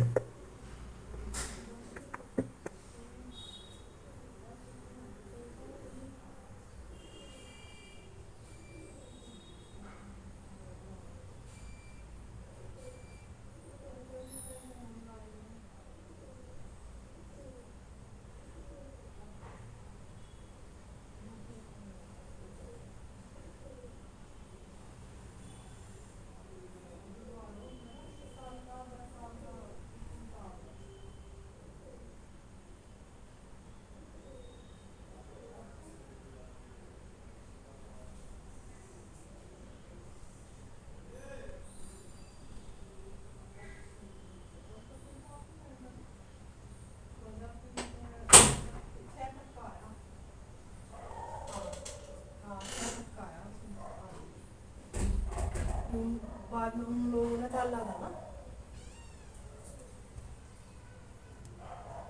के लिए मेथड भी चेंज कर दिया उन्होंने। तो 25% लोग आवास को लेकर, ईंधन को लेकर, टॉयलेट्स को लेकर, स्कूलिंग को लेकर, ऐसे 12 पैरामीटर हैं जिनमें लेकर कहीं ना कहीं वंचित है। और ये कोई बहुत बड़ी चीज़ नहीं, ये तो बेसिक चीज़ है। इनको लेकर अगर आपकी 25% जनसंख्या वंचित है तो इसका मतलब आप इतने पैसे खर्च किस चीज़ में कर रहे हो, उसका परिणाम क्यों नहीं हमें मिल रहा है। तो परफॉर्मेंस बस्टिंग अगर रहती है तो आप डिपार्टमेंट्स को ग्रिल कर सकते हो, उनसे सवाल पूछ सकते हो कि ऐसा क्यों हो रहा है। तो परफॉर्मेंस बस्टिंग इस हिसाब से बहुत बढ़िया मानी जाती है। लेकिन इसमें भी एक समस्या ये आ जाती है कि गुणात्मक क्षेत्रों में इसको समझना थोड़ा मुश्किल हो जाता है, लागू करना मुश्किल हो जाता है, क्योंकि गुण जो होते हैं वो मापे नहीं जा सकते हैं। कई बार आप किताबों में पढ़ते होंगे, अखबार में आता है कि 5वीं क्लास के बच्चे दूसरी क्लास की किताब नहीं पढ़ पाते हैं। असर नाम की एक रिपोर्ट आती है, नंदी फाउंडेशन उसको निकालता है।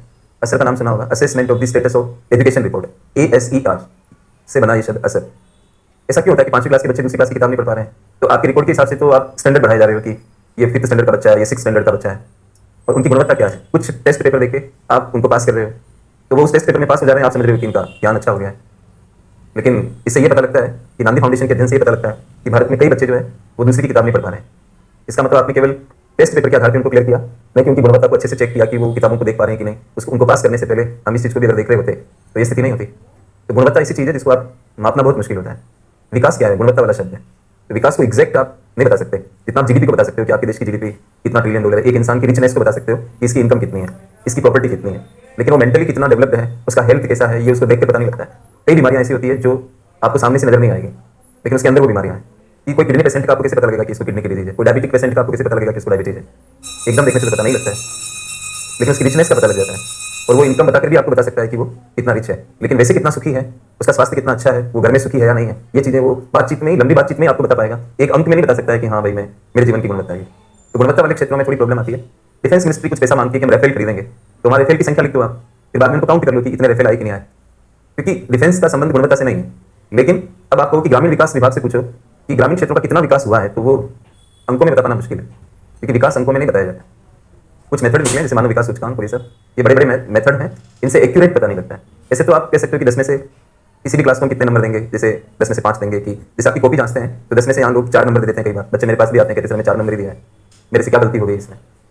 तो क्या वो 4 नंबर दे रहे हैं तो आपके ज्ञान की सटीक मेजरमेंट है 4? जरूरी नहीं है। अगर आप उनके विचारों से मैच आपके विचार नहीं किए तो आपको कम नंबर दे देंगे, और हो सकता है कि जो उनके विचार हैं वो गलत हों और आपके विचार सही हों। ज्ञान को अंकों में कैसे मापते हैं, कभी नहीं मापा जा सकता। लेकिन हमारे पास कोई रास्ता नहीं है, इसलिए हम क्या करते हैं, पेपर लेते हैं, टेस्ट पेपर लेते हैं, इनसे अंदाज लगाकर लोगों को आगे से आगे बढ़ाते हैं। सही मायने में देखा जाए तो ज्ञान को न मापा जा सकता है न तोला जा सकता है, राइट। तो गुणवत्ता वाले क्षेत्रों में ये इश्यू रहता है। यहाँ तक हम लोग लिखे थे, जो भी आपने लिखा उसके नीचे नोट लगाइए।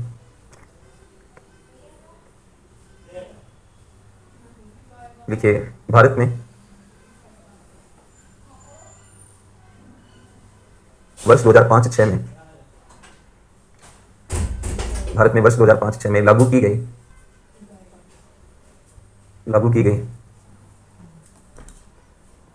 आउटकम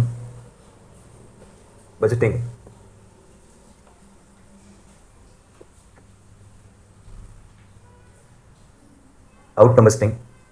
इस बजटिंग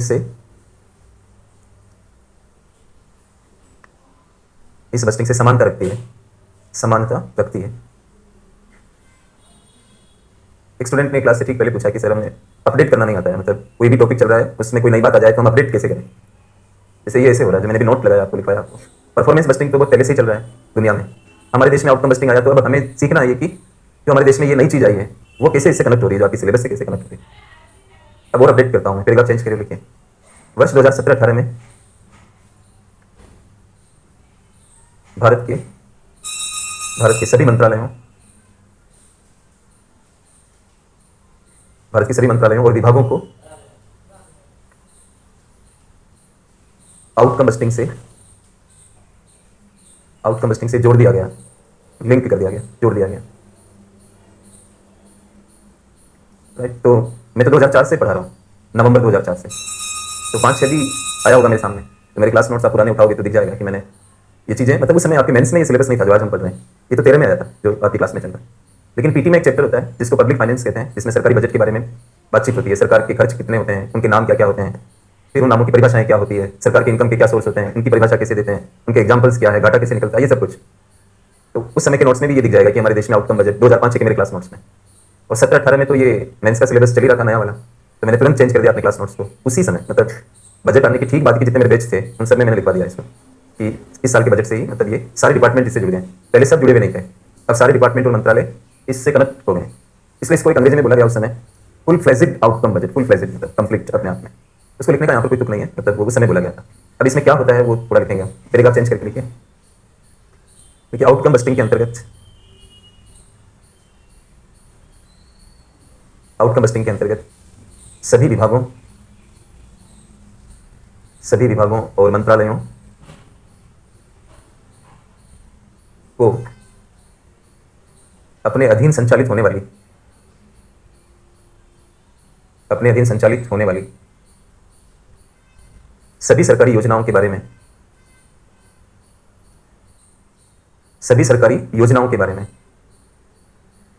निम्न बातों को प्रस्तुत करना पड़ता है। देश लगा के बस लिखेंगे आउटले और इसके आगे लिखेंगे खर्च का अनुमानित स्तर।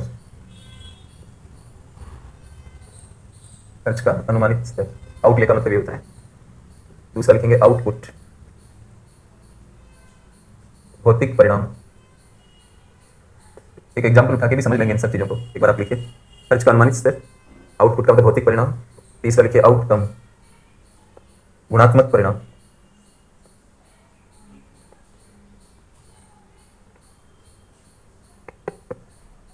इसे 3 चीजें बतानी पड़ती है। जितनी भी सरकारी योजनाएं अलग अलग विभागों के अंदर में कोई भी योजना आ रही है तो उनको एक तो ये बताना पड़ेगा कि कितना खर्च चाहिए उन्हें, उस खर्च का भौतिक परिणाम क्या है वो मैं एक एग्जाम्पल से क्लियर करूंगा, और गुणात्मक परिणाम क्या है। कैसे पैराग्राफ चेंज करिए फिर लिखिए। इन्हें समझने के लिए एक उदाहरण का प्रयोग किया जा सकता है।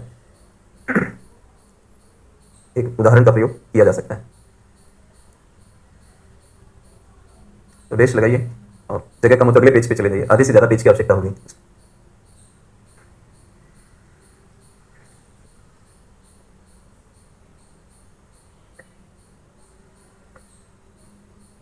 डिमांड नंबर 82, प्रधानमंत्री Awas Yojana.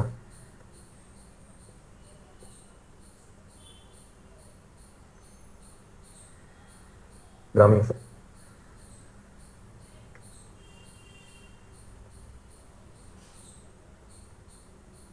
Department of rural development.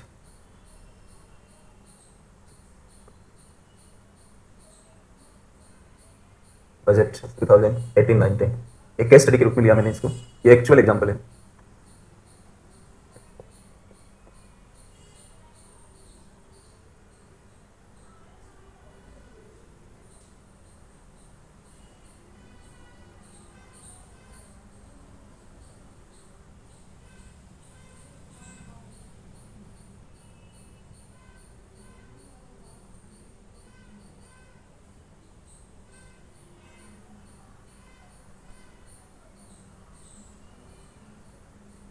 यहां तक बनाइए फिर आगे में।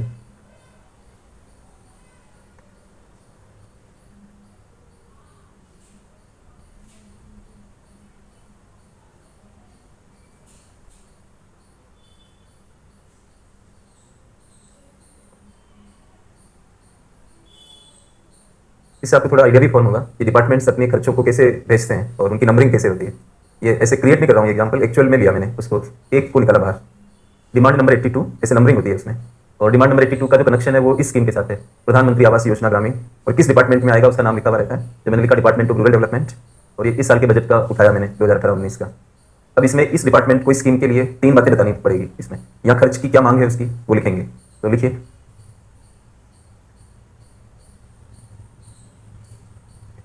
₹21,000 करोड़, 21,000 करोड़ रुपए, राइट। ये तो खर्च की मांग। इसके बाद यहाँ वो लिखेंगे अपना फिजिकल टाइप का गोल लिखेंगे यहाँ पे। तो यहाँ उन्होंने बताया था इस साल के बजट में 49 लाख घरों का निर्माण, 49 लाख घरों का निर्माण, ठीक। और इसमें गुणात्मक चीज है, ये तो भौतिक परिणाम है, आप काउंट कर सकते हो इसका। और यहाँ पर दिखाया उन्होंने ग्रामीण जीवन स्तर में सुधार,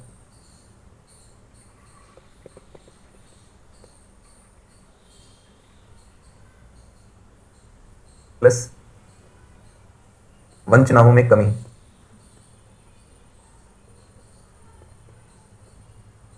वंचना का मतलब होता है कि आप वंचित हो किसी चीज से, तो घर बनेंगे तो वंचनाओं में कमी आएगी। ये गुणात्मक में दिखाया उन्होंने कि जीवन स्तर में सुधार होगा, इसको मैं ये छोड़ रहा हूँ वैसे, पर तो आपको बताइए क्या लिखा हुआ है। यानी आउटले 21,000 करोड़ रुपए खर्च का वो टारगेट रख रहे हैं और यहाँ पर घरों की संख्या लिख रहे हैं, और गुणात्मक में वो बता रहे हैं कि ये घर बनेंगे तो लोगों के जीवन स्तर में सुधार होगा और वंचनाओं में कमी आएगी। ऐसे इसको वो दिखाते हैं, हर स्कीम के बारे में ऐसा मेंशन करना पड़ता है। तो आउटकम बस्टिंग जो आज की तारीख में भारत में इस्तेमाल होती है वो इस तरह की बनती है। एक मैंने उठाया इसमें से ताकि मेरी तीनों शब्दों का ज्ञान भी हो जाए और रिप्रेजेंट कैसे होता है वो भी हमें पता लग जाए। ये आउटले है खर्च का स्तर, ये भौतिक परिणाम है, ये गुणात्मक परिणाम। इस तरह से आउटकम बजट बनता है। जो इस स्कीम के लिए सीखा आपने, ऐसे सभी स्कीमों के लिए हर डिपार्टमेंट करता है। और आपकी जीएस सेकंड में गवर्नेंस पढ़ते हुआ तो गवर्नेंस के टॉपिक्स को यहाँ से लिंक करो, क्योंकि गवर्नेंस में सरकारी स्कीमों का गवर्नेंस भी होता है। अगर जहाँ तक मैं गवर्नेंस को समझता हूँ कि अब्राहम लिंकन सर ने जो बोला जनता का जनता के लिए है ना, तो जनता के लिए है, जनता पर नहीं है। हालांकि उन्होंने पर वर्ड नहीं बोला, मैं अपनी ओर से कह रहा हूँ कि गवर्नेंस का एक भाव तो ये आता है कि हम किस पर शासन कर रहे हैं। ये जनता पर शासन नहीं है, जनता के लिए शासन। अगर एक सिंपल लाइन के अंदर अगर हम गवर्नेंस की पूरी बात को समझें, जो मैंने समझा अपने हिसाब से, आप स्वतंत्र है अपना निष्कर्ष निकालने के लिए, लेकिन मैं इसको ऐसे देखता हूँ कि governance is nothing but it is for the public type of activity, for the public, not on the public. Governance is never about on the public, it is all about for the public. यही governance है।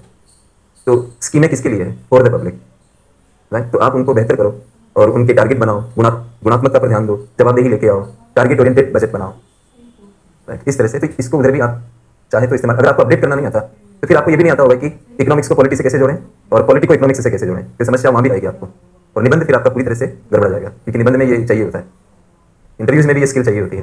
तो धीरे धीरे करके होगा। जैसे हम खाद्य सुरक्षा पढ़ते हैं इकोनॉमिक्स में, तो आप आर्टिकल 47 से उसको लिंक करो, जैसे कि संविधान अनुच्छेद 47 इससे कैसे जुड़ रहा है, स्वतंत्रताओं से जोड़ो आप इसको। आर्टिकल 21A में ही शिक्षा के अधिकार को, ऐसा क्या था 21 में, और जोड़ी तो हम और भी जगह बना सकते थे। 21A उन्नी कृष्णन बनाम स्टेट ऑफ आंध्र प्रदेश 1993 के केस के बाद ही तो हमारी सरकार 10 साल बाद जागृत हुई, वरना सुप्रीम कोर्ट ने तो उन्नी कृष्णन के केस में कह दिया था। उन्नी कृष्णन बनाम स्टेट ऑफ आंध्र प्रदेश का जो मैटर है, उसी में उन्होंने कहा था ना कि शिक्षा का जो अधिकार है वो मतलब 21 से जुड़ता है। तो जीवन के अधिकार में क्या खाने का अधिकार नहीं होगा? अब वो तो आगे जाकर जैसा भी होगा, फिलहाल तो हम नहीं मान रहे, अभी तो शिक्षा को ही कनेक्ट करके देख रहे हैं। जीने के अधिकार में तो भोजन भी है देखा जाए तो, और भूखे भजन ना होए गोपाला, ये तो हम पहले से सुनते हुए आए हैं। शिक्षा तो भजन हो गया एक तरह से। अब भूख लगी हुई तो शिक्षा क्या होगी और भजन क्या होगा? सब व्याख्याओं पर निर्भर करता है, आप कैसे जोड़ते हो, ये आपकी कला है। कम्युनिकेशन ही फाइनली इस दुनिया की सच्चाई है। कौन अपने आप को कितना कम्युनिकेट कर पाता है? कोई आप अच्छे होते भी लोग आपको खराब समझेंगे क्योंकि आपको कम्युनिकेशन नहीं आता। आप ये नहीं बता पाते हो कि आप अच्छे हो। यूपीएससी में आपको प्रतिभा के नाम पे बता नहीं पाते हो कि आप अच्छे हो, तो आपको गलत समझेंगे। इसलिए अंग्रेजी में कहा गया कि personality is not what a man is, personality is not what a man is, personality is what a man appears to be. व्यक्तित्व वह नहीं है जो कि एक व्यक्ति है, व्यक्तित्व वह है जो कि एक व्यक्ति दिखता है। इसलिए पर्सनैलिटी को मास्क कहा गया है, मतलब आपका व्यक्तित्व मास्क है जो आप धारण करते हो अपने ऊपर, और ये शो करते हो कि you are a good person. अगर लोग आपको गुड समझ लेते हैं तो यही आपका व्यक्तित्व है, भले ही आप गुड नहीं हो लेकिन वो समझ लेते हैं। Personality is not what a man is, मतलब व्यक्तित्व वह नहीं कि एक व्यक्ति है, व्यक्तित्व वह है जो एक व्यक्ति दिखता है। तो आप कैसे दिखोगे? लेखन से दिखोगे। अगर आप अच्छा लेखन कर रहे हो तो आपको अच्छा समझेंगे, वो आप धीरे धीरे उसको डेवलप कर सकते हो, क्लास से भी सीख सकते हो कि टीचर कैसे अपडेट कर रहा है। अब मैंने पशुपालन नहीं, खाद्य प्रसंस्करण के चैप्टर में, खाद्य प्रसंस्करण उद्योग के चैप्टर में मैंने एक लिखा था आपको कि भारत मत्स्य उत्पादन में अच्छा काम कर रहा है, और उसी में जाके मैंने WTO का टॉपिक डाल दिया फिशरीज सब्सिडीज को लेकर। मैंने आपको लिखा कि भारत में मत्स्य उत्पादन का 65% इनलैंड फिशरी से आ रहा है। तो ये WTO के विवाद को देखते हुए हमारे लिए अच्छा है। तो ये अपडेशन नहीं तो क्या है, मतलब मैंने अपडेट भी किया आपको इस चीज़ से। तो ऐसे आप अलग अलग, उसके लिए फिर मेहनत चाहिए, काम चाहिए, एकाग्रता चाहिए, तभी हो पाता है धीरे धीरे। तो ये तो क्लियर हो गया होगा आउटकम बजट आपको। अब ये भी अपडेशन है ना कि मैंने एक इसको निकाला, 82 नंबर की इसको लिया, आपके सामने रख दिया क्लास में। ये कोई मैं किताब थोड़ी पढ़ा रहा हूँ, आपके पास कोई किताब हो तो आप देख लेना इसको कि वो किसी किताब से चल रही है क्या क्लास। डे 1 से कोई किताब इस्तेमाल मेरी क्लास में नहीं हुई है ना होगी। तो ये टॉपिक्स लेते हो आप, फिर कहीं से उठाते हो, कनेक्ट करते हो उसे, ये चीज़ है, कुछ नहीं। तो मुझे पता था कि परफॉर्मेंस बजट में आपको पढ़ाऊंगा, तो हमारे देश की आउटकम बजटिंग से उसका लिंक बनता है। अगर हम उसको नहीं करेंगे तो फिर आपकी तैयारी अधूरी रह जाएगी, क्योंकि यूपीएससी के आउटकम बजट में चली गई, इससे लिंक करके तो प्रॉब्लम होगी। फिर उसको बेहतर समझाने के लिए मैंने बजट खोला, उसमें से निकाल लिया, निकाल के फिर क्लास में रखते हैं, तो इससे ज़्यादा क्लियर हो गया। तो हम पढ़ चुके हैं 3 प्रकार की बजटिंग पढ़ चुके हैं, भारत की रिलेट कर दी हम लोगों ने। अब आप चौथे नंबर की बजटिंग की तरफ आइए और अगला हेडिंग रहिए, जीरो बेस बजटिंग।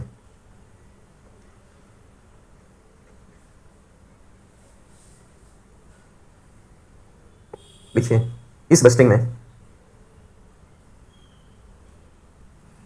में आने वाले वर्ष के लिए खर्चों का अनुमान लगाते समय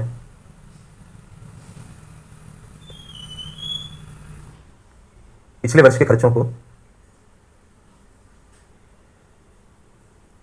शून्य मान लिया जाता है, जीरो मान लिया जाता है।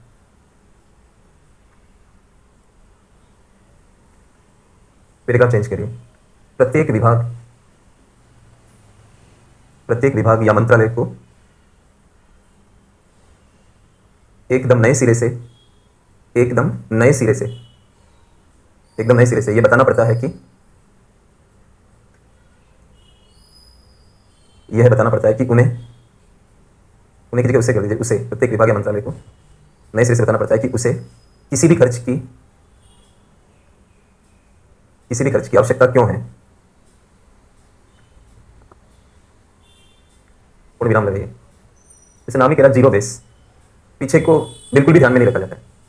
जनरल तरीका क्या है कि पीछे के खर्च हमारे दिमाग में हावी हो जाते हैं, पीछे के इंप्रेशन हावी हो जाते हैं कि ऐसा था पीछे। जैसे एक छात्र 3 बार पीटी में फेल हो गया, तो हमने जब उसका चौथे प्रयास का रिजल्ट आने वाला था तो हमने कहा क्या देखना, डेली होने वाला है। ये ठीक उसी तरह से बात कि एक एरिया में 6 बार मोबाइल चोरी किए गए और एक बच्चा बार बार पकड़ में आ रहा था, 6 बार एक बच्चा मतलब वही कल्प्रिट निकला। तो फिर 7वीं बार एक फोन चोरी और हुआ तो पुलिस ने कुछ नहीं सोचा, उसको पकड़ लिया। लेकिन ये जरूरी तो नहीं है कि 6 बार उसने चोरी की तो 7वीं बार भी उसी ने की होगी। ये तो आप प्रेजुडिस और उसके हिसाब से चल रहे हो, पूर्वाग्रह बना रहे हो। किसी भी एनालिसिस में पूर्वाग्रह नहीं चलते हैं, राइट। मतलब मान्यता आधारित जो निर्णय होते हैं वो खराब होते हैं हमेशा। तो आप मान्यता कैसे ले रहे हो, मतलब एक विभाग ने कोरोना पीरियड में ज़्यादा खर्चे किए थे माना कि, तो पीछे के खर्च को आगे ले जाने का मतलब क्या बनता है। आप उसको हटाओ और ये बताओ कि आपको अलग अलग खर्चे क्यों चाहिए, उसका तर्क दीजिए कि ये वजह है कि हमें ये चाहिए। एकदम नए सिरे से गणना करके उनको बताना है, पीछे का भूल जाना है। तो इसको बोलेंगे जीरो बेस हो गया, अब करो बजटिंग। ऐसे नाम पड़ा है, जीरो बेस बजटिंग, मतलब बेस को कर दिया जीरो, अब करो बजटिंग। ये तो बड़ी परेशानी वाली बात होगी विभागों के सामने, या फ्रेश बताना पड़ेगा, फिर आप चेंज करिए। उपर्युक्त के अलावा कोमा लगाते हुए लिखिए विभागों और मंत्रालयों को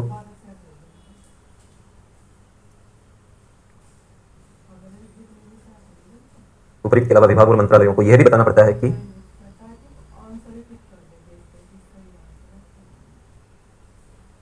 खर्च के अलग अलग स्तर किस प्रकार सेवा की गुणवत्ता को प्रभावित करते हैं।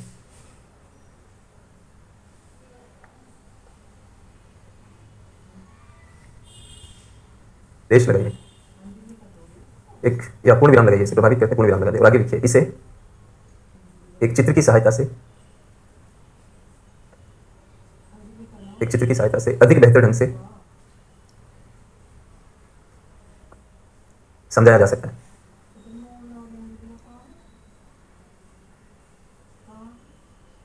जीरो बेस बस्टिंग में एक तो ये कि पीछे का भूलना है, नए सिरे से बताना है, ये बात हमने ऊपर लिख ली। उसके बाद क्या है, हर एक विभाग को ये बताना है या मंत्रालय को ये बताना है कि खर्च के अलग अलग स्तर, यानी कि हम खर्च को चेंज करें, कम ज़्यादा करें खर्च को, तो सर्विस क्वालिटी के ऊपर क्या फर्क आएगा। मतलब डिपार्टमेंट जो सर्विस दे रहा है उस सर्विस की जो क्वालिटी है वो कैसे इंपैक्ट होगी। कई बार हम देखते हैं ना कि हम देहाती कहावत बोलते हैं, जितना गुड़ डालेंगे उतना मीठा होगा, जितना गुड़ डालेंगे उतना मीठा होगा, ऐसा बोलते हैं। यानी जितना खर्च करोगे, है ना, जैसे शादियों में क्या सोचते हैं लोग, खूब खर्च करें तो शादी बहुत बढ़िया हो जाएगी, मतलब कामयाब और यादगार शादी होगी, मतलब अगर हम खूब खर्च करेंगे। लेकिन ये जरूरी नहीं है दोस्तों कि मतलब आपने खूब खर्चा किया तो आपकी शादी कामयाब होगी। कामयाबी इस बात पर भी निर्भर करेगी कि आपने लोगों का ध्यान कितना रखा। मतलब आप सिर्फ पैसे के अहंकार में चूर हो रहे हो, पैसे के अहंकार में। बराती है, लड़के वाले हैं, उनको अपने हाथ से भोजन कराना चाहिए कि भाई टेबल पे अब हम भोजन कराएंगे, हम लड़की के परिवार वाले हैं। हमने केटरिंग वाले को भेज दिया, वो केटरिंग वाले उनको खाना खिला रहे हैं। मेहमान नवाजी हमें करनी चाहिए, वो कर रहे हैं। खाना खूब ही अच्छा बना, लेकिन वो लोग नाराज हो गए इस बात पर कि ये परिवार हमें अच्छा नहीं मिला कि ये इस तरह से करते हैं, बरातियों से प्यार से बात नहीं की, उनका सम्मान नहीं किया। तो मेरे कुछ बच्चे इंस्टीट्यूट वाले को बोले कि सर आपका वो 31st आ रही है, तो हम लोग वो बहुत कुछ पिक्चर्स ये अमर्त्य सेन और कई सारे की मैं सुन गया इस बात को कि वो ज़्यादा खर्च करने वाले हैं। तो फिर मेरे ऑफिस में आए, मेरे को बोले कि सर आप मतलब जरूर इसमें और अपने परिवार के सदस्य को भी लाना, और ये सब बोले हो। मैंने कहा देखो ये ज़्यादा खर्च मत करो, मुझे फूल पत्ती भी दोगे आप तो मैं उतना ही खुश होऊंगा जितना तुम सोच रहे हो कि हम ये खरीद लें और वो कर लें। ये सब चीज़ों में मेरे को नहीं फर्क पड़ता है, आप प्रेम दिखाते हो, मेरे लिए यही काफ़ी है। तो कुछ भी फूल पत्ती ले आना वही बहुत है। सम्मान की बात होती है। आप मेरे को कुछ भी लाके ब्लेजर और सर को ये पसंद है, सर क्या पहनते हो, हमारे साहब से पूछ रहे थे कि सर को क्या पसंद है कि मैं वो चीज़ लेके आए। तो उन्होंने कहा कि सर को इन सब चीज़ों में कोई इंटरेस्ट नहीं है और बाकी सर से बात कर लो। तो मैंने कहा बस प्रेम दिखा दो, आप मेरे को कुछ नहीं चाहिए, कुछ भी लाके दे दो, लेकिन खर्च ज़्यादा मत करना। ये मैं चेतावनी दे रहा हूँ कि आपको खर्च ज़्यादा नहीं करना। और फिर भी आपकी मंशा है तो ऑफिस से आप हेल्प लो कि जो भी पैसे आपको चाहिए आप ऑफिस से लो, अपनी जेब से मत करो। आप उससे मेरे को दे देना, मुझे कोई दिक्कत नहीं होगी। अब आप ऐसे अहंकार दिखाओ किसी को कि भाई हमने किया वो किया, उसको सम्मान नहीं दिया उस तरह का, तो उसको खुशी नहीं मिलेगी उस चीज़ में। तो खर्च क्या है, खर्च का एक लिमिटेशन है कि खर्च ठीक है एक लेवल तक गुणवत्ता बढ़ा सकता है, लेकिन लगातार खर्च बढ़ाते रहने से, चाहे मतलब दूध में आप गुड़ डाल रहे हो या किसी चीज़ में गुड़ डाल रहे हो डाले जा रहे हो, एक पॉइंट के बाद उसकी मिठास नहीं बढ़ने वाली, वो जबरदस्ती कर रहे हो। तो डिपार्टमेंट में भी है, उनका दिमाग की चीज़ में ज़्यादा खर्च मिल जाए हमें, ज़्यादा खर्च करने से उनका अहंकार पोषित होता है कि हम ये स्कीम चला रहे हैं, हम वो स्कीम चला रहे हैं। मंत्री को भी अच्छा लगता है। एक बार क्या हुआ कि ग्रामीण गरीबी का जो अनुपात था उसमें थोड़ी कमी आ गई एक रिसर्च में, तो वो डिपार्टमेंट मंत्रालय लड़ पड़े आपस में कि ये कैसे हुआ, ग्रामीण गरीबी तो ज़्यादा है, कम कैसे दिख गई। एक एनके सिंह कमेटी और इस तरह की बन के फिर उसकी जांच हुई। अरे तो और लड़ाई का मुद्दा क्या था कि हमें फाइनेंस नहीं मिले, खर्च करने की छूट मिलनी चाहिए। तो जरूरी तो नहीं कि खर्चों को ज़्यादा करने से आप अपने फायदे से ज़्यादा पैसे मांगोगे उससे आपकी सफलता तय होगी, ऐसा तो कोई जरूरी नहीं है। तो वही डिपार्टमेंट के साथ भी है। बाकी चित्र बना के इसको ज़्यादा अच्छे से समझेंगे। तो एक डायग्राम भी बना रहा हूँ, फिर आप जैसे चलें।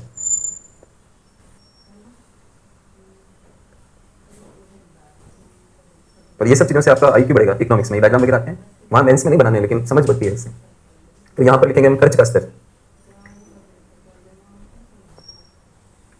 इसके ऊपर 0 से इधर जाएंगे तो खर्च का स्तर बढ़ रहा है, ऐसा दिखेगा। और यहाँ पर हम लिखेंगे सेवा की गुणवत्ता, कोई भी सर्विस है उसकी गुणवत्ता कितनी है, सेवा की गुणवत्ता।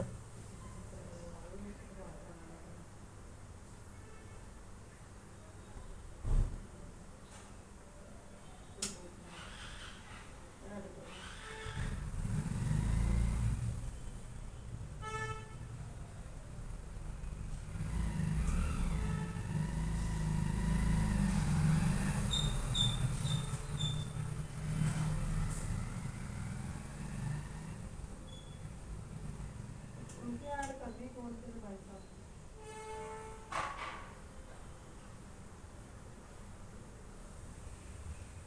दो केस दिखा रहे हैं हम लोग, केस फर्स्ट और केस सेकंड। पहले आप बना लें, फिर मैं बात करूंगा।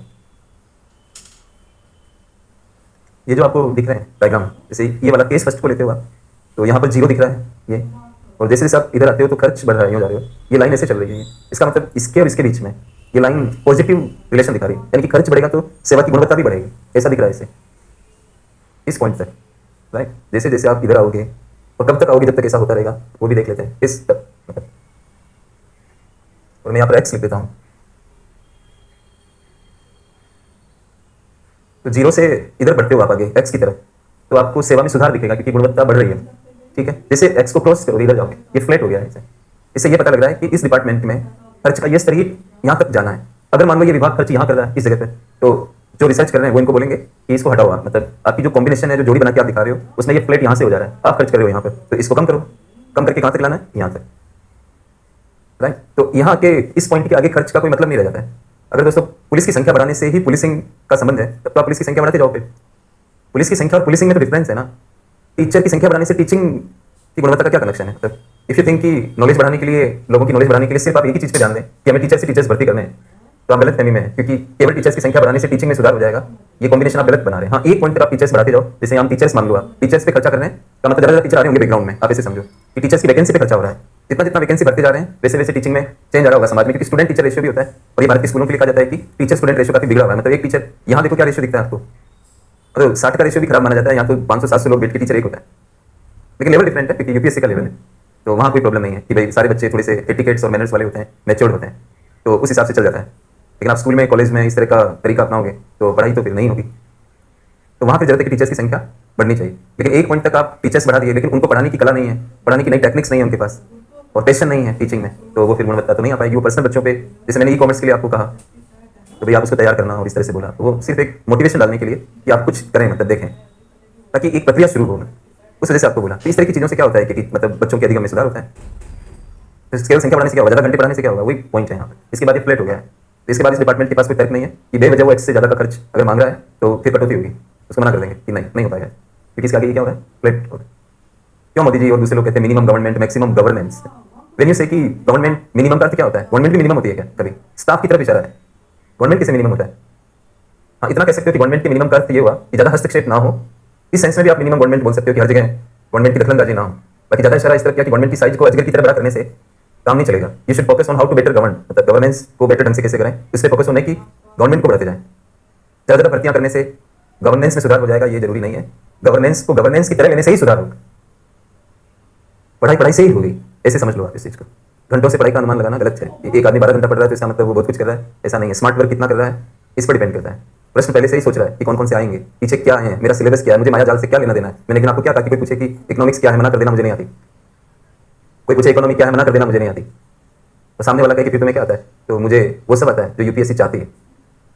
इससे अधिक प्रोफेशनल अप्रोच एक स्टूडेंट कल्टीवेट नहीं कर सकता। तो एक सरकार को पूछो कि तुम्हारी गवर्नमेंट कितनी बड़ी है, सरकार कहेगी मुझे नहीं पता। कितने बड़ा करना चाहते हो, मुझे नहीं पता। तो फिर क्या पता है? Governance, governance for the people, जनता के लिए गवर्नेंस, ये मैं जानता हूँ। इसी से देश का सुशासन आ जाएगा।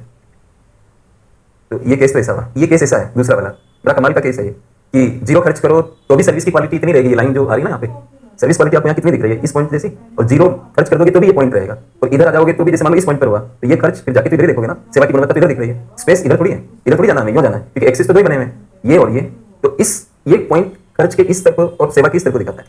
ज्यादा खर्च करोगे, जीरो करोगे तब भी वही गुणवत्ता है। फिर इसका मतलब ये कौन सा खर्चा है, इसको हटाना पड़ेगा, फिर इस पे नील बजट मिलेगा। आप कहेंगे कि इसका प्रैक्टिकल कोई एग्जाम्पल हो जो हमें ये बात को समझा दे। मैंने देखा नायब तहसीलदार की एक पोस्ट होती है, एक तहसीलदार होते हैं, एक नायब तहसीलदार, एक सर्किल ऑफिसर भी होता है जिसको कई लोग गिरदावर बोलते हैं, कई सारी जगह पर गिरदावर। सर्किल ऑफिसर मान लो 3-4 पटवारी या लेखपाल उसके अंडर में होते हैं। सबसे नीचे जो गांव में पद होता है रेवेन्यू डिपार्टमेंट का, इसी में तो आप जाने वाले हो, आपका जो महकमा बनेगा, जो डिपार्टमेंट बनेगा वो रेवेन्यू वाला ही तो है।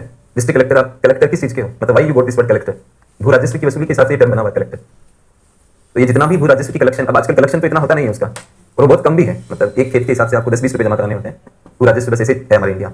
मैं अपने गांव में गया एक बार, मैंने कहा मेरे तो फादर की डेथ के बाद भू राजस्व जमा ही नहीं कराया, तो मैंने एक सर से पूछा कि सर क्या कोई दिक्कत तो नहीं हो जाएगी, वो हंस पड़े इस बात पे, तो बोले अरे क्या दिक्कत होगी इसमें, आज की इतना कम है रामेश्वर जी की पटवारी खुद अपनी जेब से जमा करा देते। वो हर घर में जाकर पैसा इकट्ठा करने की जगह सोचते हैं कि 10-10, 20-20 रुपए क्या मांगने हैं जनता से, अपनी जेब से जमा करा देते। पटवारियों को रिश्वत भी तो बहुत सारी मिलती है, तो वो सोचते हैं कि चलो थोड़ा सा उसी में दे दिया।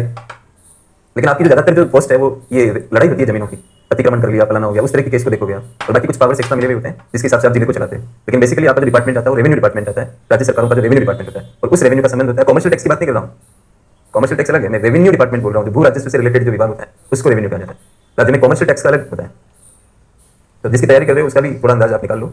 तो मैंने आपको ये कहा कि पटवारी होता है, फिर उसके ऊपर एक सर्किल ऑफिसर होता है, फिर नायब होता है, फिर तहसीलदार होता है। राज्य सरकार ने फरमान जारी किया और पूरे रेवेन्यू डिपार्टमेंट पे एक सवाल पूछा कि आप हमें एक डायग्राम बना के बताओ कि अगर हम नायब तहसीलदार के पद को खत्म कर दें, उस पर जीरो खर्च कर दें, तो आपके डिपार्टमेंट की सर्विस पर इसका क्या फर्क पड़ेगा। ये लगभग ऐसी स्थिति होगी, क्योंकि नायब तहसीलदार के पद को आप हटा भी देते हो तो रेवेन्यू डिपार्टमेंट की सर्विस पे कोई खास फर्क इसलिए नहीं पड़ेगा क्योंकि पहले से ज्यादा लोग हैं वहां पर। तो इस पोस्ट को आप ऐसे समझ लो, केस 2 में ये नायब तहसीलदार का कोई पद है उसको लेकर बना हुआ है। आप खर्च ज्यादा करते हो नायब तहसीलदार की पोस्ट पे तो भी डिपार्टमेंट की गुणवत्ता इतनी है, और इसको इधर आते आते खत्म भी कर देते हो तो भी इस डिपार्टमेंट की गुणवत्ता इतनी है। अगर ये हो जाता है तो राज्य सरकार तुरंत कुछ दिनों बाद कहेगी कि ये पोस्ट हम समाप्त करते हैं, नई भर्तियां इन पर नहीं होनी चाहिए, जो लोग हैं वो धीरे धीरे रिटायर हो जाएंगे, उसके बाद नायब तहसीलदार की कोई पोस्ट नहीं आएगी। क्योंकि रेवेन्यू डिपार्टमेंट ये शो नहीं कर पाया कि नायब तहसीलदार के होने से और नहीं होने से डिपार्टमेंटल सर्विस परफॉर्मेंस पर क्या असर पड़ रहा है, कुछ जवाब ही नहीं दे पा रहे, क्योंकि वो पद है ही अतिरिक्त, जवाब क्या देंगे। मान लो इसमें 4 स्टाफ पहले से इस क्लासरूम में है, तो 5वें को लाने से इस क्लासरूम की गुणवत्ता पर प्रभाव को दिखा नहीं पा रहे हैं। 5वें को हटा दें तो भी क्लास वैसी चलेगी, और 5वें को लगा दें तो भी वैसी चलेगी। तो विकास सर क्या कहेंगे कि आप इसको रिमूव करोगे, या वो कहेंगे मेरे को दिखाओ एक पीपीटी बना के कि इस व्यक्ति पे खर्च करने से कैसे इस क्लास की गुणवत्ता इस डायग्राम के हिसाब से चेंज होगी। तो जब वो अपनी बात कहेंगे तो वो भी तो कहेंगे कि भाई अब मेरी भी सुनो कि ये कैसे, मैं मानता हूं कि ये गुणवत्ता में चेंज नहीं करेगा। उस बहस का परिणाम ये हो सकता है कि उस पोस्ट को हटा दिया जाए, क्योंकि वो शो नहीं कर पा रहे हैं कि डिपार्टमेंटल क्वालिटी ऑफ सर्विस जो है वो चेंज हो रही है कि नहीं हो रही है। समझने के लिए है, आप समझो बस। मैंने एक एक्सट्रीम केस उठाया जानबूझ के कि कुछ ऐसी मतलब खर्चे भी हो सकते हैं जिनका डिपार्टमेंटल परफॉर्मेंस से कोई लेना देना नहीं, पुराने जमाने से चला आ रहा है तो उसको चलाए जा रहे हैं, और वो पद बने हुए हैं लोकप्रियता की नीतियों के तहत, या फिर टाइम नहीं मिल रहा विभागों को। एक सर से मैं पढ़ा था, वो सर एडहोक के रूप में मेरे को पढ़ाए थे कि वो जो एडहोक अपॉइंटमेंट होते हैं डिपार्टमेंट में, तो मुझे पता लगा कि सर एडहोक हैं। मेरे को पढ़ाने के 20 साल बाद तक भी वो सर एडहोक के रूप में ही पढ़ाते रहे। इसका मतलब क्या समझ में आता है आपको कि उस विभाग को या डिपार्टमेंट ऑफ इकोनॉमिक्स को ये पता नहीं लग पा रहा था कि हमारे यहाँ परमानेंट वैकेंसी है। एक आदमी को 20 साल से आप एडहोक पढ़ा रहे हो, इसका मतलब क्या हुआ, आपके वहाँ वैकेंसी है, तो फिर आप वैकेंसी निकाल के परमानेंट भर्ती क्यों नहीं की, फुर्सत नहीं मिली। तो ऐसे होता है जैसे किसी को बुखार आया, सुबह देखा कि मुझे बुखार आ रहा है, पैरासिटामोल खा लिया, बात आई गई होगी, बुखार गायब हो गया, अगले दिन फिर बुखार आया, फिर पैरासिटामोल उठाया, फिर खा गया। इसको हम क्या कहते हैं भारतीय राजनीति में, तदर्थवादी नीतियां, तदर्थवाद, एडोकिस्ट पॉलिसीज फॉर द पर्पस। मतलब अभी बुखार आया, बस गोली खाई, फिर खत्म हो गया मामला, फिर वापस आया, फिर गोली खाई। मतलब हमें ये टाइम नहीं मिल रहा है कि हम जांच कराएं डॉक्टर से, हमारी क्लास में इतना बिजी शेड्यूल चल रहा है कि हमें टाइम नहीं मिल रहा, और ऐसे करते करते हम कई महीनों से वो गोली खा रहे हैं। ऐसे ही किसी भी यूनिवर्सिटी में, डिपार्टमेंट में, विभाग में हो सकता है कि मूल्यांकन करने का टाइम नहीं। एक आदमी को आप हर साल एडोक का लेटर दे रहे हो और 20 साल से उसको लेटर देकर पढ़वा रहे हो, इसका मतलब यही हुआ कि आपको फुर्सत नहीं है, न यूनिवर्सिटी को फुर्सत है, न उस विभाग को फुर्सत है, बस बार बार उसको लेटर दिए जा रहे हैं, वो पढ़ाए जा रहे हैं और काम चल रहा है। तो ये तरीका खर्चों में भी तो हो सकता है कि कोई खर्च बस हो रहा है, हो जा रहा है, आप उसका मूल्यांकन करें, पता लगाएं कि इस खर्च की कोई प्रासंगिकता है कि नहीं है, नहीं है तो हटाओ उसको, यही है इसके अंदर। तो पैराग्राफ चेंज करके फिर आप उपर्युक्त चित्र को देखने से यह पता लगता है कि इसे केस फर्स्ट में खर्च का आदर्श स्तर, खर्च का आदर्श मतलब जो आइडियल लेवल है, आदर्श स्तर OX, यहां से यहां तक OX होगा, जबकि केस 2 में खर्च का आदर्श स्तर 0 होगा। मतलब 0 स्तर ही आदर्श स्तर है, कहने का लैंग्वेज है ये एक प्रकार। अब अगर किसी विभाग में ये यहाँ पर कोई खर्च केस 2 में दिखा, कोई भी खर्चा दिखा या इसमें ज्यादा दिखा, तो जीरो बेस बस्टिंग के तहत क्या होगा, इस वाले खर्च को तो बिल्कुल खत्म करना पड़ेगा, और इस वाले में ज्यादा है तो पीछे आके यहाँ तक आना पड़ेगा, और इसके पीछे आएंगे तो फिर डिपार्टमेंटल सर्विस डाउन होती है, मतलब इसकी क्वालिटी डाउन होती है। तो यहाँ तक OX तक केस फर्स्ट में खर्च आदर्श माना जाएगा और दूसरे में शून्य माना जाएगा। अगर दूसरे केस में कोई खर्च ऐसा चल रहा है तो उसको हटाकर हम आदर्श स्थिति की तरफ जाएंगे जो शून्य वाली स्थिति होगी। तो सिर्फ ये कहने से काम नहीं चलता है इस बस्टिंग में कि कोई खर्च क्यों क्यों चाहिए आपको, और पीछे के भूलने से भी काम नहीं चलता है। आपको ये भी बताना पड़ेगा कि खर्च के अलग अलग स्तर और सर्विस क्वालिटी के अलग अलग स्तर कैसे आपस में कनेक्टेड है, इतना सारा काम इसमें करना होता है। इसलिए इस बस्टिंग को लोकप्रिय रूप से लागू नहीं किया जाता है। तो आप पैराग्राफ चेंज करके लिखिए, बस्टिंग का यह प्रारूप, बस्टिंग का यह प्रारूप काफी जटिल होता है।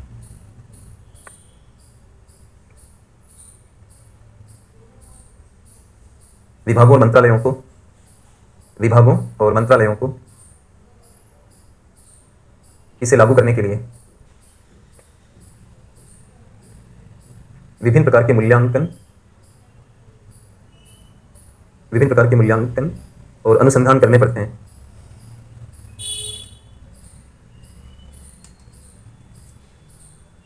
जिनके लिए काफी लंबे समय की आवश्यकता पड़ती है,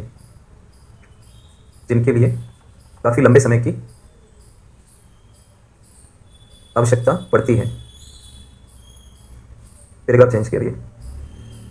यह निजी क्षेत्र में अधिक लोकप्रिय है,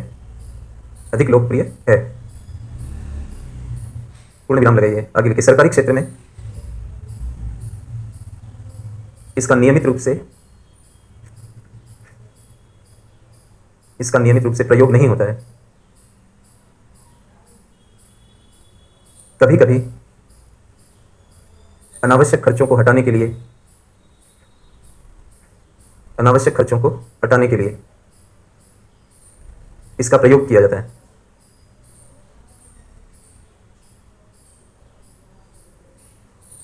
बहुत सारे डिपार्टमेंट और काफी टाइम टेकिंग प्रोसेस होता है, साल ही निकल जाएगा लेकिन ये तैयार नहीं हो पाएगा, ऐसा है।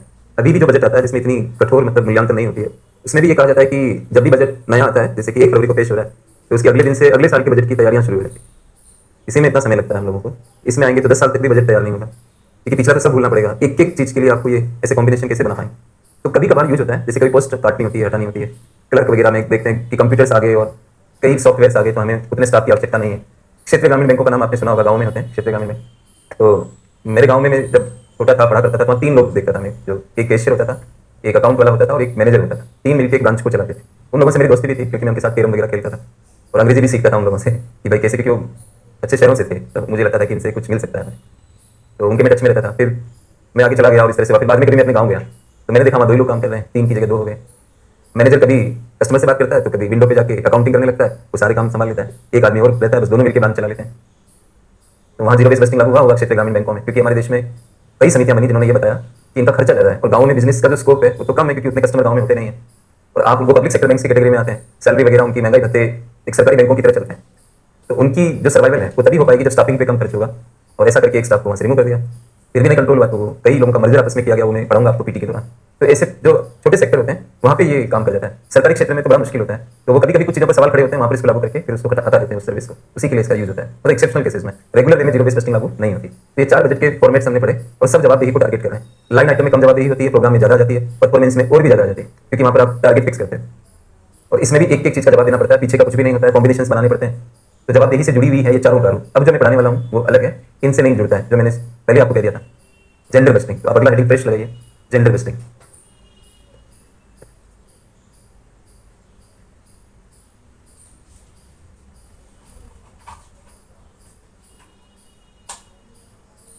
प्रस्तावना लिखिए सबसे पहले,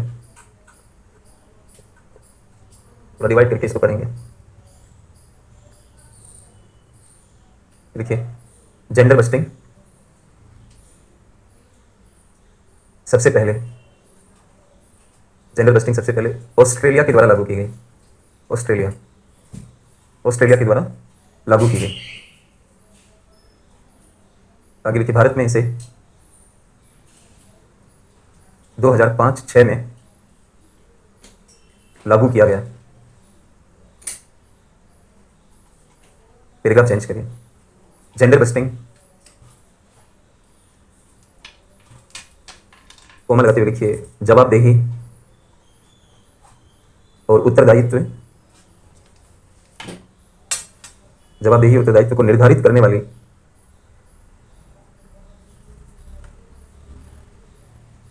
कोई अलग प्रकार की बजटिंग नहीं है।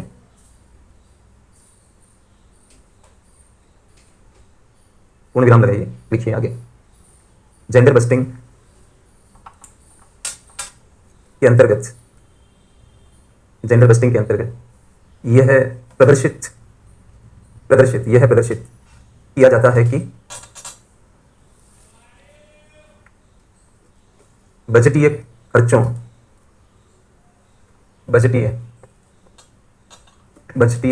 का कितना भाग मुख्य रूप से महिलाओं से संबंधित है।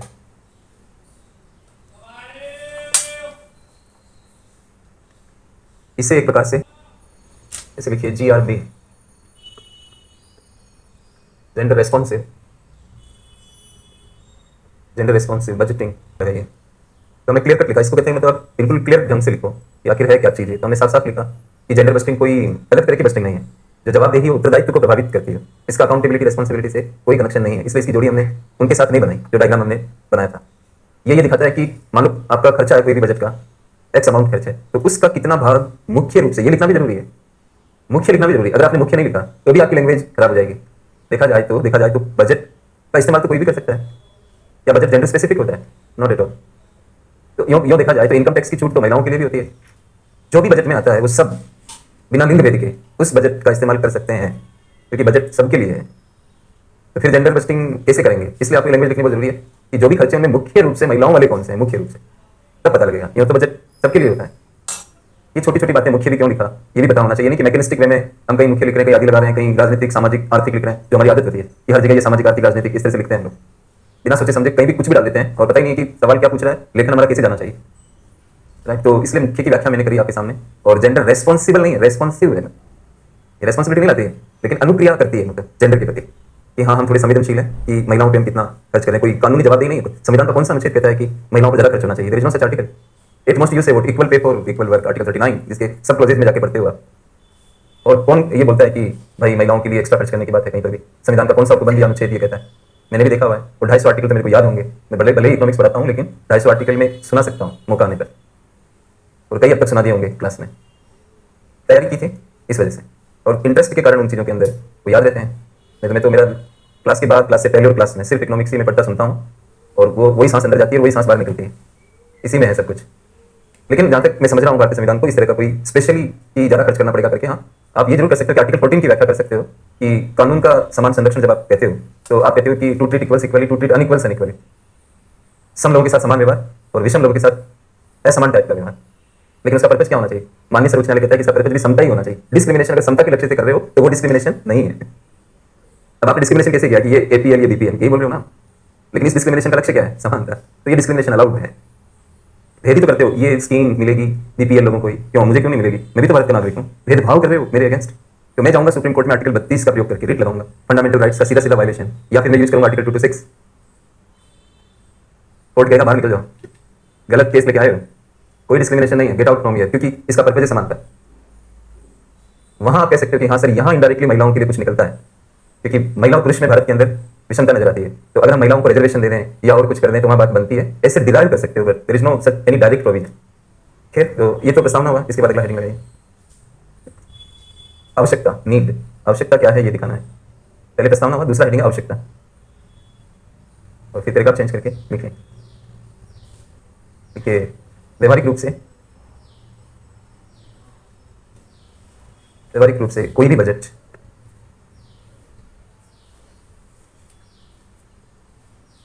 जेंडर न्यूट्रल,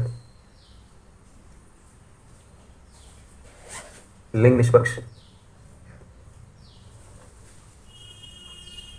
जेंडर न्यूट्रल होता है। जेंडर न्यूट्रल होता है अर्थात कोई भी बजट किसी विशेष लिंग को आधार बनाकर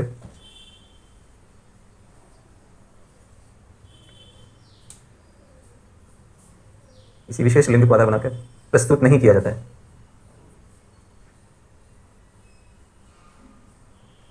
लेकिन इसका अर्थ ये नहीं है कि लेकिन इसका अर्थ ये नहीं है कि समाज के सभी लोग बजट का समान रूप से लाभ उठा पाते हैं।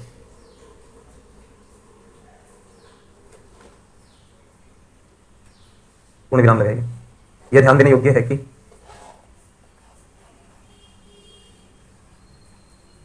बजट महिलाओं और पुरुषों को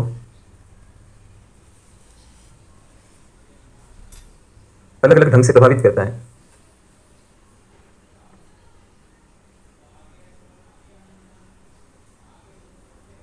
सामान्यतया ये देखा गया है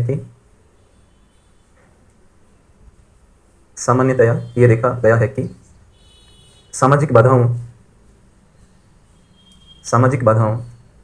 और अन्य कई कारणों से महिलाएं पुरुषों की तुलना में बजट का कम लाभ उठा पाती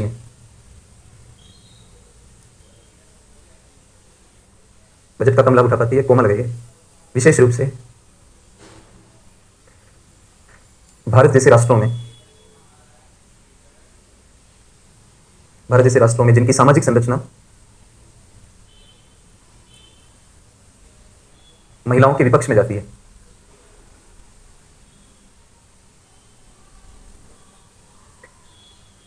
विराम लगाइए। मतलब जब आप प्रेजेंट करते हो तो आप लेखन से समझ पा रहे होंगे शायद। लेखन ही इतने सरल ढंग से है कि वैसे पता लग रहा होगा कि मैं क्या कहना चाह रहा हूँ। और ये मैं नहीं कह रहा हूँ, मैं तो लिखवा रहा हूँ। मतलब ये तो सेटल्ड है, तभी तो जेंडर बस्टिंग जब ऑस्ट्रेलिया ला सकता है, इसका मतलब तो वहाँ की महिलाओं को भी प्रॉब्लम है। विकसित समाज हो चाहे, लेकिन कुछ सोशल अन्य कॉन्स्टेंट्स बन जाते हैं जिनकी वजह से महिलाएं उतना लाभ नहीं उठा पाती। और बजट तो जैसे सबके लिए आ रहा है, तो हम क्या ये मान लें मतलब कि चूंकि ये सबके लिए है इसलिए हमें अब आगे सोचने की जरूरत नहीं है। अरे क्षमताओं पर भी अवसर निर्भर करते हैं। क्षमताओं पर मैं पहले भी आपसे निवेदन कर चुका हूँ कि राजनीतिक स्वतंत्रता सब्सटेंटिव नहीं है until unless you are capable. अब एक बच्चा बोना रह गया, मतलब वो उसकी हाइट नहीं बढ़ पाए, उसको इस बात का ज्ञान नहीं है कि ये हाइट उसको कहाँ जाकर प्रॉब्लम क्रिएट करेगी। उसने एक सपना देखना शुरू कर दिया, मूवीज देखकर एक सपना देखना शुरू कर दिया। जोक्स तो मैं भी कर सकता हूँ, यहाँ मैं सिंगम बोल दूंगा, हंसने लगोगे। ये बेहुदापन है क्लास के अंदर, जो मुझे पसंद नहीं है। कल परसों मेरी बात हो रही थी किसी से, तो वो मुझे कह रहे थे, मैंने कहा देखो मेरा माइनस पॉइंट है कि मैं गंभीर रहता हूँ। तो उनका एकदम जवाब आया, एकदम ही, कि सर टीचर गंभीर ही होते हैं, पढ़ाई में टीचर गंभीर ही होने चाहिए। मैंने कहा इस चीज़ को तो आप स्टूडेंट नहीं होकर भी कह रहे होगे बात कि हाँ ऐसे होता है, टीचर्स हमेशा गंभीर ही होने चाहिए। अब इसमें सिंगम डाल दो, इससे क्या है, जोक्स क्रिएट करना is not the purpose of a teacher. ऐसा थोड़ी कि वो कला मेरे पास नहीं है। जो आदमी इकोनॉमिक्स में इतना काम कर सकता है वो दूसरी कलाएं भी चाहे तो उसमें जा सकता है, लेकिन उसको खुद को लगता है कि ये मेरे लेवल की चीज़ नहीं है, इस तरह की बातें करना मेरे लेवल के अकॉर्डिंग नहीं। तो मैं उनको गलत मानता हूँ, सिंपल सी बात है। एक बच्चे ने मूवी देखकर प्रभावित हो गया कि मेरे को एक IPS ऑफिसर बनना, मुझे भी एक ऐसा वो क्रिमिनल्स के अगेंस्ट काम करता है। वो बच्चा ऐसे सपने पालने लगा और वो उसकी लंबाई नहीं बढ़ पाई। क्या आज़ादी ले पाया हो जो आपका संविधान आर्टिकल 16 वगैरह में रोजगार के समान अवसरों की बात करता है? क्या उसको अवसर मिले? क्या अवसर मिले? और उसके माता पिता एक बच्चे कैसे थे जो 2 बूंद जिंदगी का मतलब नहीं समझ पाए, और उन्होंने एक अभिषेक नाम का स्टूडेंट मेरे रहे हैं, इलाहाबाद में भी पोस्टेड है। वो एक बार उतरे थे सीढ़ियों से नीचे, धड़ाम से गिर गए, मेरे सामने गिरे, मेरी क्लास करने आते थे। मैंने उनको कहा तुम कहाँ रहते हो आप? वो गांधी विहार में रहते थे। मैंने कहा आज के बाद मैं आऊँगा आपको पढ़ाने। मैं उनके घर गया पढ़ाने के लिए, और उनके साथ एक स्टूडेंट और उनकी 20वीं रैंक आई। और अभिषेक को तो चूंकि दिव्यांग होने की वजह से इंटरव्यू वाले थोड़ा डिस्काउंट करते हैं, तो ये तो प्रतिभावान, लेकिन लास्ट में इंटरव्यू में कम नंबर है, 70 मार्क्स समथिंग दिए उनको, तो डिफेंस में कहीं उनका सिलेक्शन हुआ। अभिषेक की गलती क्या है? मतलब what is his personal fault? क्या अवसर उसके लिए है? मतलब संविधान की कौन से आर्टिकल्स उसके लिए काम कर रहे हैं? जो क्षमता, जिसमें क्षमता ही नहीं है, वो अवसर कैसे लेगा? तो आपने तो बजट बना दिया, क्षमता तो देखो, महिला की क्षमता क्या है, उसकी सोशल कंडीशन क्या है, क्या वो सोशल चीजों को लांग कर आपकी चीजों तक पहुंच सकती है? आपने हायर एजुकेशन पे ज्यादा बजट दे दिया कि उच्च शिक्षा महिलाओं के ऊपर, या महिलाएं छोड़िए ओवरऑल उच्च शिक्षा पे ज्यादा खर्च किया। तो उच्च शिक्षा को महिला कैसे लेगी? वो तो गांव की महिला खासतौर से कैसे लेगी, जहाँ उसको दूर बस पकड़नी पड़ती है, वो जाएगी नहीं वहाँ पर। जैसे मैं पढ़ने जाता था 3 किलोमीटर, तो मेरे साथ जो गर्ल्स पढ़ती थी वो कभी नहीं जा पाई, वो 10 क्लास तक पढ़ के गाँव में रह गई, क्योंकि उनके माता पिता को प्रॉब्लम होती थी कि भाई ये रात में उतरेंगे आएंगे, प्रॉब्लम होगी, छोड़ दिया उनको। अब आप हायर सेकेंडरी, सीनियर सेकेंडरी इस तरह की चीज़ों पे खर्च कर रहे हो, तो वो गर्ल्स उसको कहाँ यूज कर पा रही है? क्योंकि सामाजिक बीच में प्रॉब्लम आ गई, उनके परिवार वाले सामाजिक कारणों की वजह से उसको नहीं भेज रहे हैं। तो बजट को आपने इक्वल समझा कि ये तो सबके लिए है, लेकिन जब उसका इंप्लीमेंटेशन, उसका यूज होगा, तो वो पर्सन टू पर्सन डिफर कर सकता है। तो उतना तो हम नहीं कर पाएंगे, लेकिन लिंग के आधार पर भी अगर हम इसको देखते हैं तो महिलाएं मतलब उस बजट का उतना बेनिफिट नहीं उठा पाएगी। आप इनकम टैक्स में छूट देते हो, कितनी महिलाएं उतनी इनकम कमाती है कि उनको इनकम टैक्स छूट का बेनिफिट मिलेगा। 5 लाख तक की इनकम पर तो वैसे आप टैक्स नहीं लेते हो, अब उसमें आगे जाकर आप रिलैक्सेशन कर रहे हो अगर, तो वो कमाएगी तब तो उस रिलैक्सेशन का उनको बेनिफिट मिलेगा। तो आप एक तरह से खाना पूर्ति कर रहे हो, इसका मतलब तो यही हुआ। तो बजट न्यूट्रली प्रस्तुत होता है, लेकिन इंप्लीमेंटेशन भी न्यूट्रल नहीं रहता है, वो पुरुषों को ज्यादा लाभ पहुंचा देता है, और इससे एक विषमता क्रिएट हो जाती है। तो इसी वजह से इसकी आवश्यकता महसूस होती है। और भी कारण है, तो फिर आप चेंज करके लिखें। उपर्युक्त विश्लेषण उपर्युक्त विश्लेषण की पृष्ठभूमि में जेंडर बस्टिंग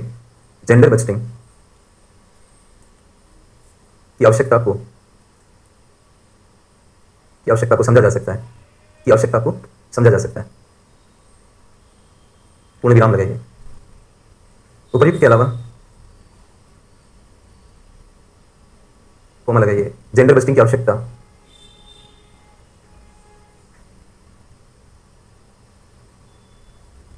इस आधार पर भी प्रतीत होती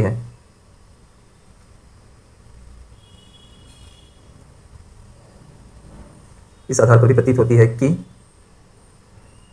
महिलाओं में निवेश की SRR सोशल रेट ऑफ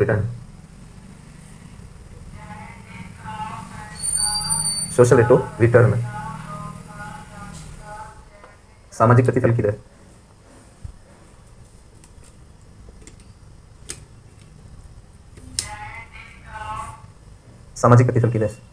पुरुषों की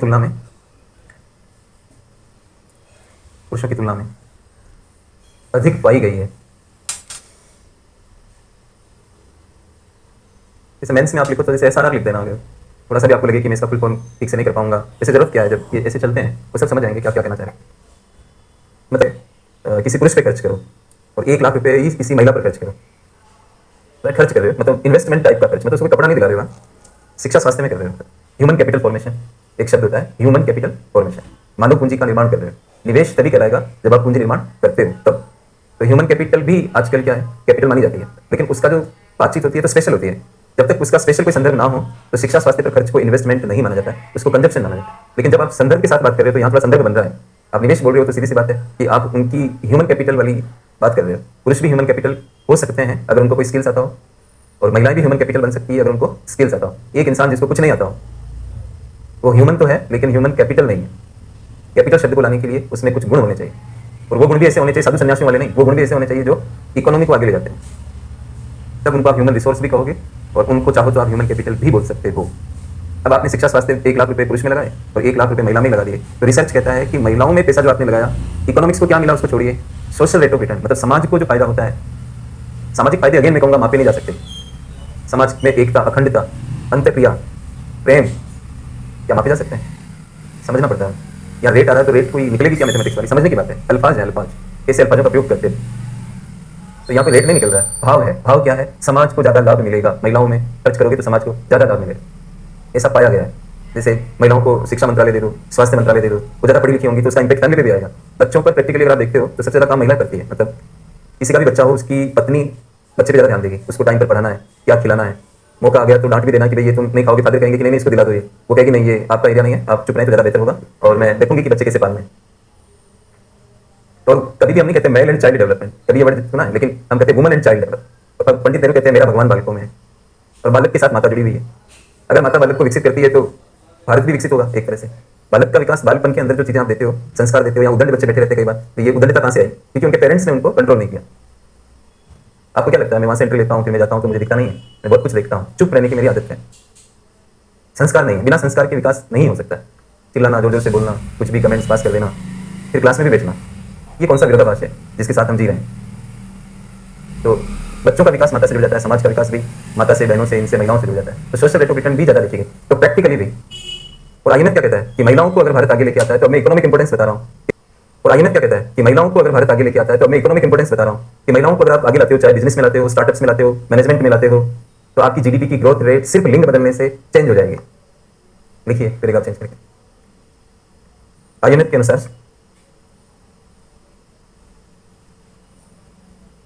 यदि राष्ट्रों द्वारा, कोष्टक में लिखिए, भारत इसका अपवाद नहीं है, ब्रैकेट में लिखिए, भारत इसका अपवाद नहीं है, कोष्टक बंद करिए। यदि राष्ट्रों द्वारा आर्थिक क्रियाओं में महिलाओं को मुख्य भूमिका दी जाती है,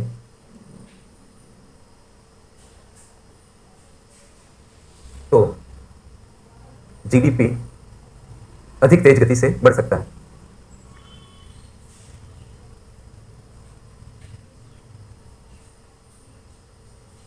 नैतिकता, सामाजिकता और इकोनॉमिक्स सबका समावेश हो गया है। नैतिकता आपकी कहती है कि भाई समानता रहनी चाहिए और महिलाएं कम लाभ उठा पाती है, समाज के कारण भारत की सामाजिक संरचना महिलाओं के विपक्ष में जाती है, तो एथिकल जैसा लगता है वो लेखन। फिर आपने सोशल रेट ऑफ रिटर्न उठाया, उसको प्रैक्टिकल बना दिया कि नहीं हम दया नहीं कर रहे हैं, प्रैक्टिकली जरूरी है। और इकोनॉमिक्स को लाके और प्रैक्टिकल कर दिया कि आईएमएफ का रिसर्च ये कहता है कि नहीं महिलाओं पर दया करो, तो ये कह रहा दया की क्या बात है इसमें, आप चेंज करो, अपने आप आपका जीडीपी ज़्यादा बढ़ेगा।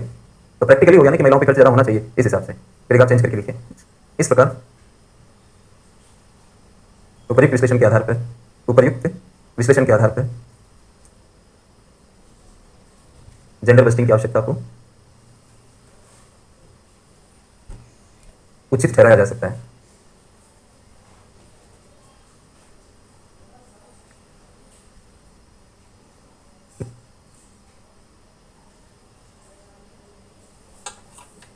निबंधों में भी इस्तेमाल कर सकते हो। महिलाओं पे निबंध आता है, पुराने तरीके से लिखोगे कि यत्र नार्यस्तु पूज्यते इस तरह के, तो वो कहेंगे भाई तुम फिलहाल फिट नहीं बैठ रहे हो हमारे हिसाब से, एक नोट लगाइए इसके नीचे। देखिए भारत में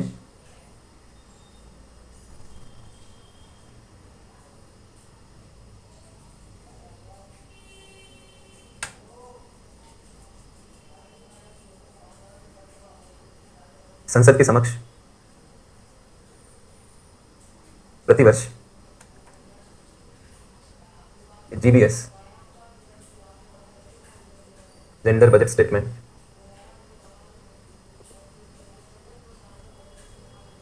प्रस्तुत किया जाता है, प्रस्तुत किया जाता है, जिसके दो मुख्य भाग होते हैं।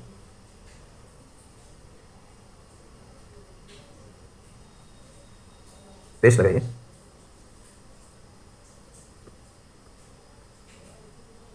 पार्ट ए 100% महिलाओं से जुड़े खर्च।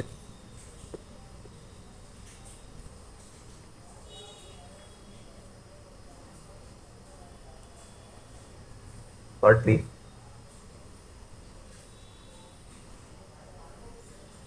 कम से कम 30% महिलाओं से जुड़े खर्च।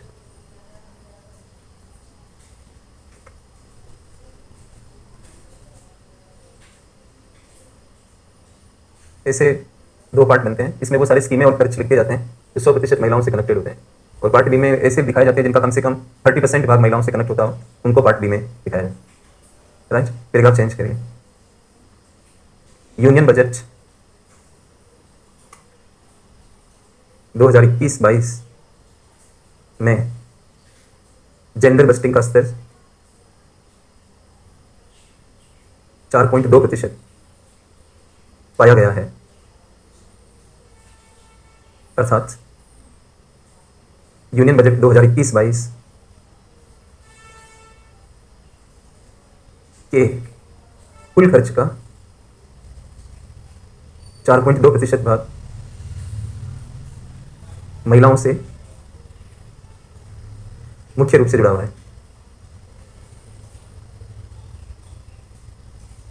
पैराग्राफ चेंज करिए। यह ध्यान देने योग्य है कि 2011 से भारत में जेंडर बस्टिंग का स्तर निरंतर कम हो रहा है, जो कि एक चिंता का विषय है।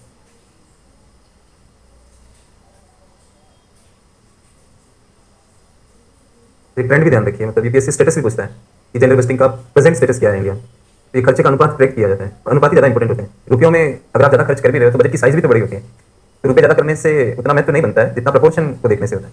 ये प्रपोर्शन फॉल कर रहा है 2011 के बाद से। पिछले इसके पीछे का बजट देखेंगे तो 5.5% था प्रपोर्शन, अब 4.2 ही आ गया। अब आपका काम क्या, अब आपने किसी ने मेरे को पूछा कि अपडेट कैसे करते हैं, अब आपके नोट्स आपको अपडेट करने हैं। जब ये बजट आ जाता है तो आप ढूंढना वहाँ पर कि जेंडर बजट स्टेटमेंट डाल के और नए वाले बजट का 2022-23 से डाल के फिर ढूंढना कि ये कितना आ रहा है, और उसके बाद फिर आप देखना कि वहाँ पे क्या रेशियो आ रहा है।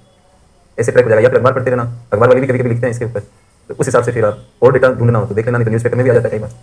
इसके साथ ही अध्याय पूरा हो जाता है। बाकी मैंने आपको कहा था कि जीएसटी और अन्य जो टॉपिक्स हैं वो पब्लिक फाइनेंस के टाइम पर पूरे होंगे, तब जाके अपने आप से। लेकिन कुछ प्रश्न लिख लो आप।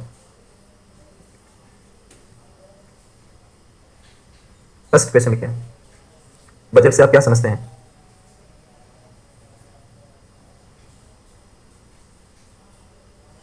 किसी राष्ट्र में, अगला भाग लिखिए, किसी राष्ट्र में इसकी क्या भूमिका होती है?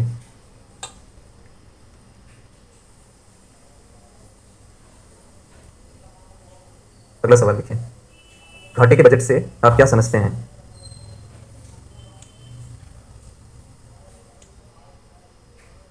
अगला भाग लिखिए, क्या यह अर्थव्यवस्था के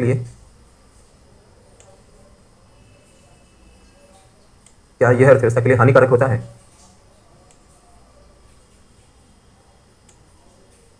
अगला प्रश्न लिखिए, क्षतिपूरक राजकोषीय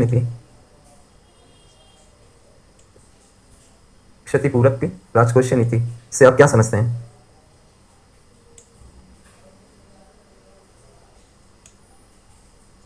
अगला भाग लिखिए, वर्तमान में भारत में इसकी प्रासंगिकता का परीक्षण कीजिए। इसकी प्रासंगिकता का परीक्षण करना है, एग्जामिन करना है, ये अभी रेलेवेंट है नहीं आज के भारत। अगला लिखिए, आउटकम बस्टिंग से आप क्या समझते हैं? अगला भाग लिखिए, क्या आपके अनुसार इस बस्टिंग से सरकार की कल्याणकारी योजनाओं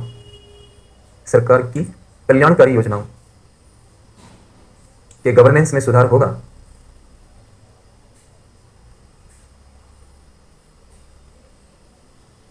अगला प्रश्न लिखिए, इस कथन का विश्लेषण करें कि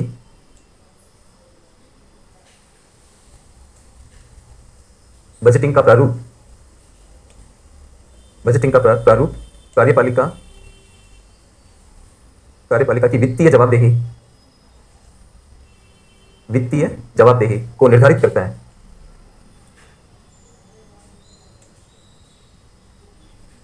अच्छे प्रश्न, आप इन पर काम करें, ठीक है। कुछ पेपर्स यहाँ पड़े हुए थे जो मैं देख नहीं पाया उनको, तो आगे करेंगे और क्या, फिर से लिख के भेज देना, और फिर ऑनलाइन ही मुलाकात होगी आप लोगों से, क्योंकि तो बंद कर दिया दिल्ली सरकार ने फिर से क्लासेस को। तो अगली क्लास जो मुझे लगता है कि लाइव हो सकता कल हो, नहीं तो कल के बाद हो, कभी जो भी है प्रबंधन की ओर से आपको पता लगे। Thank you very much.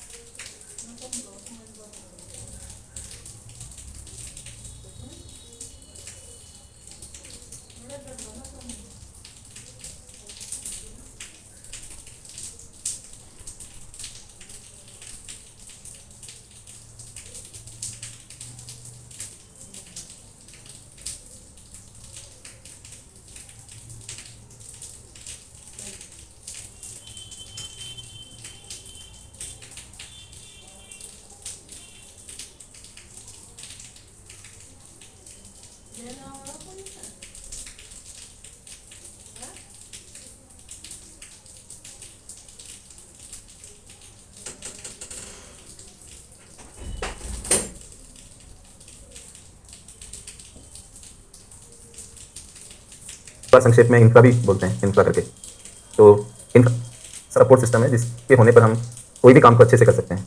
For example, हम बहुत दूर जाकर बात क्यों करें, इसी क्लास को देख लें जो आप अभी कर रहे हो, और ये इंफ्रास्ट्रक्चर का कमाल है कि आप तक ये मैं पहुंच पा रहा हूँ या फिर अन्य अध्यापक पहुंच पा रहे हैं। एक सपोर्ट सिस्टम है, इस सपोर्ट सिस्टम में पूरा का पूरा टेलीकॉम काम कर रहा है, और दूसरा इसमें काम कर रहा है जो कैमरा है, जो मुझे शूट कर रहा है, कैमरा मैन है, डिजिटल बोर्ड है, इस तरह की चीज़ें, ये सब सपोर्ट दे रहे हैं हमें। इसको हम क्लास नहीं कह सकते, क्लास तो मैं ले रहा हूँ, लेकिन इस क्लास को सही ढंग से आयोजित करने में ये सपोर्ट सिस्टम की भूमिका बन रही है। तो ये सपोर्ट सिस्टम ही एक तरह से इंफ्रा कहलाता है, राइट। और इसीलिए इंफ्रा को कई बार लोग कहते हैं कि वो डायरेक्टली प्रोडक्टिव नहीं होती है, मतलब सीधा खुद उत्पादन नहीं करती है, कैमरा सीधा उत्पादन नहीं करता है, बोर्ड सीधा उत्पादन नहीं करता है, ये उत्पादन जिस चीज़ का होता है उसमें समर्थन देते हैं। तो अगर पूरा देश आप देखें, पूरी अर्थव्यवस्था आप देखें, तो पूरी इकोनॉमी को चलाने के लिए भी एक सपोर्ट सिस्टम होता है, तो उसमें आप शामिल कर सकते हो। जैसे कि सड़कें होती है, सड़क सीधा उत्पादन नहीं करती है लेकिन उत्पादन में सपोर्ट करती है। बंदरगाह होते हैं तो बंदरगाह सपोर्ट करते हैं, वो नहीं भी होंगे तब भी प्रोडक्शन तो होगा। राइट। बट उनके होने से हमें समर्थन मिल जाता है, हम ज़्यादा बेहतर ढंग से चीज़ों को कर पाते हैं, प्रोडक्शन से रिलेटेड चीज़ों को कर पाते हैं। तो ये बात है, बंदरगाह हुए, पावर है जैसे, तो पावर भी हमें सपोर्ट करता है। पावर नहीं भी हो तो प्रोडक्शन तो कुछ कर ही सकते हैं, हाथ से कर लेंगे, लेकिन फिर मशीन से नहीं हो पाएगा। तो इस तरह से टेलीकॉम हुआ, तो ऐसे आप एग्जाम्पल मतलब समझ सकते हो। तो इस चैप्टर के अंदर जो हम पढ़ाई करने वाले हैं वो इंफ्रा की पढ़ाई करने वाले हैं, राइट। पहली चीज़, फिर हम देखेंगे कि इंफ्रा का क्या है और क्या क्या मॉडल सरकार ला रही है इंफ्रा के विकास के लिए, उसमें क्या दिक्कतें आ रही है, ये सारा कुछ हम देखेंगे। जैसे कि इसमें हम लेके आए इंफ्रा की विशेषता क्या है, क्या गरीबी को दूर करने में इंफ्रा की भी भूमिका बनती है, आदि आदि।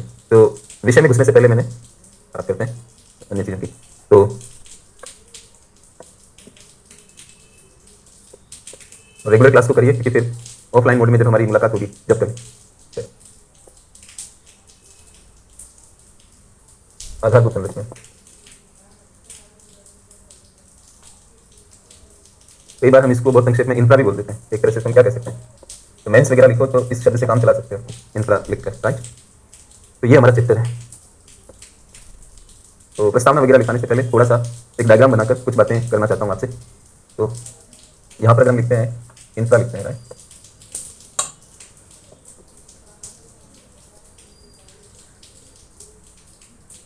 ठीक है, इंफ्रा को कोई कहे कि बहुत छोटे में, इसके भी दो विभाजन किए जाते हैं।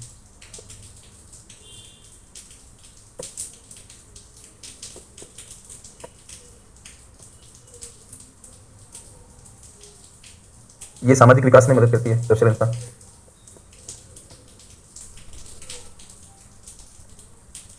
फिलहाल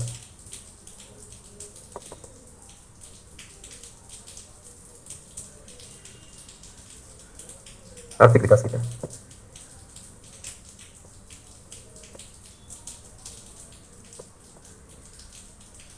टूल्स, पावर, रेलवेज,